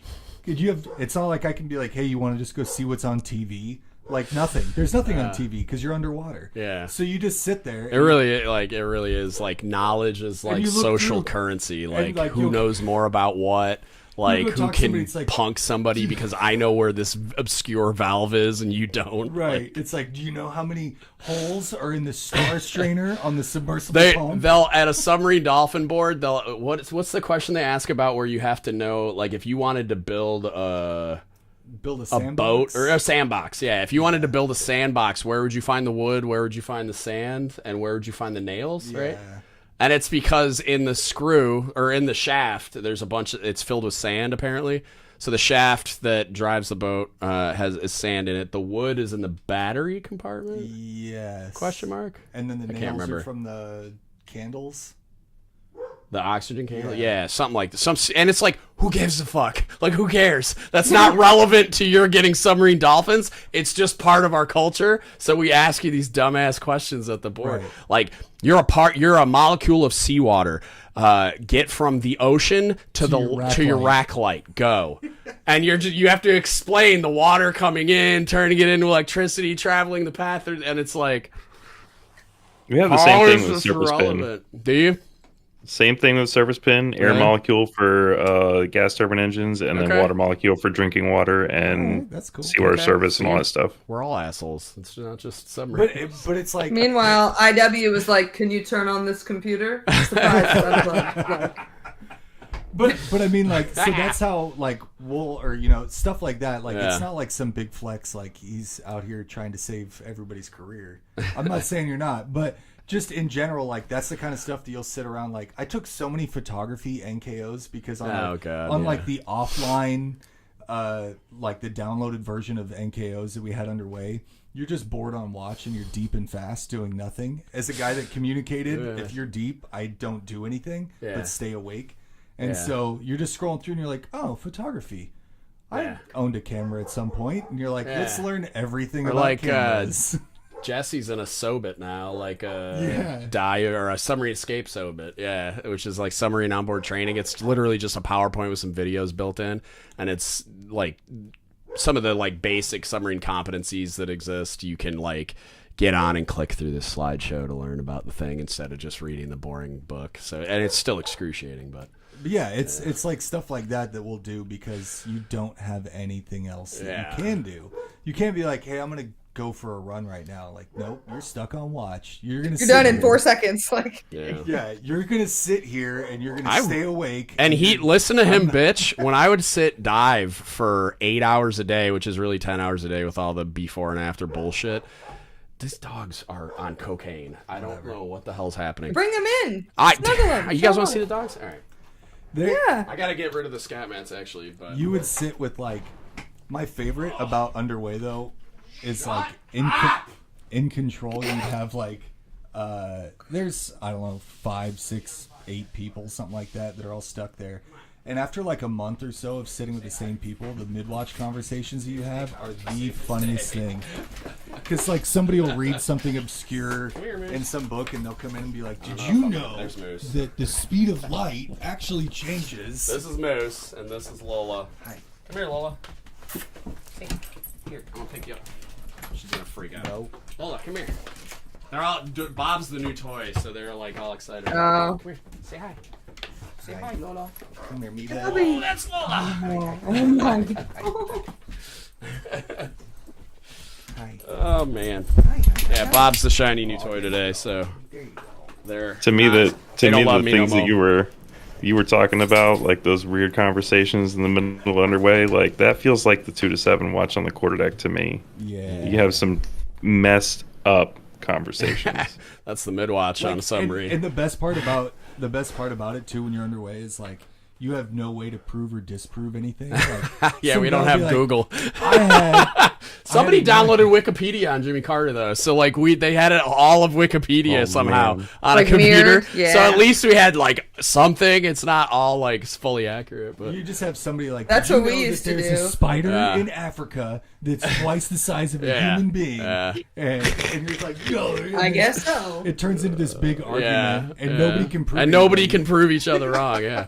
But yeah, he's bitching about being able to be in radio on his computer entertaining himself. Meanwhile, I'm sitting dive on the midwatch staring at the ship's control panel to like breathing recirculated farts, having these conversations about like, oh, there's a coast spider in Africa. I'm like, I don't care, shut up. But I can't do anything because I'm responsible for ship safety and all this shit. We're like driving the submarine, so I'm like, so at least he gets to fucking read his email and do whatever, and everyone else used to have. We had mirrored Wikipedia, so you couldn't like Google. I mean, you could find whatever, but on Wikipedia you can generate a random article, and so we would race each other, and we would generate a random article, and then whoever could get to Jesus Christ in the least number of clicks would win. And so you'd have to like use your brain, critical thinking, to be like, okay, I'm in the Queen of England, and then you get to like the church, and so on. Like, and you can get there from anywhere. Kevin Bacon. Twisted, the same thing, but trying to get to Hitler. Like everything is like it's like the 7 steps of Hitler. I mean, nowadays everybody's a Nazi, so it probably wouldn't be that hard. But no, it's I've done. But they got to have it linked in their wiki. That's the hard part. They can talk about it. But you have to have the link to get there. Right. Yeah. I've done that before, but not.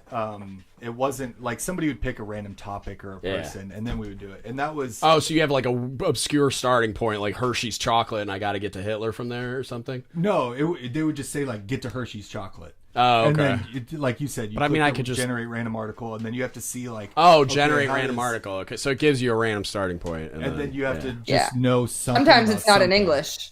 Ooh. Oh, ours was well. I did it on shorter. I can't. The first time, so we had that, but it was okay. I was teaching a class that was we weren't teaching, we were facilitating.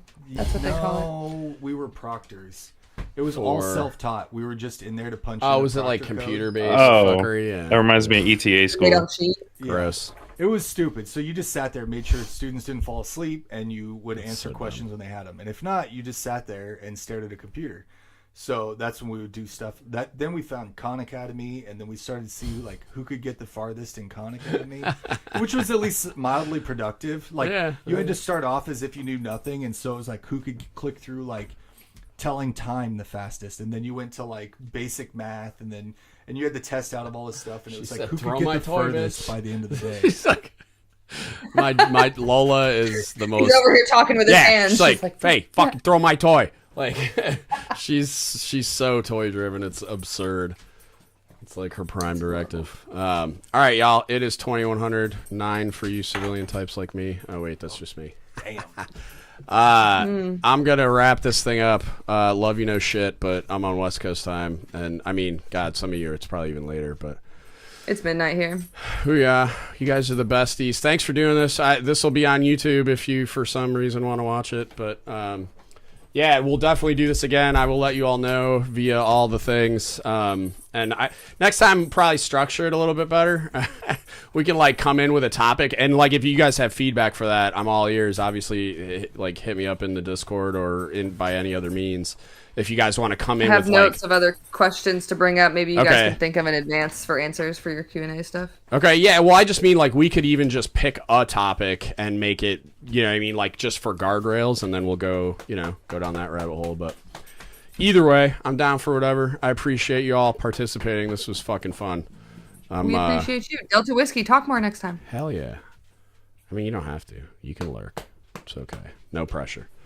But all right, y'all. Have a good night. I appreciate you. Bye. All right, later. I'm going to stop.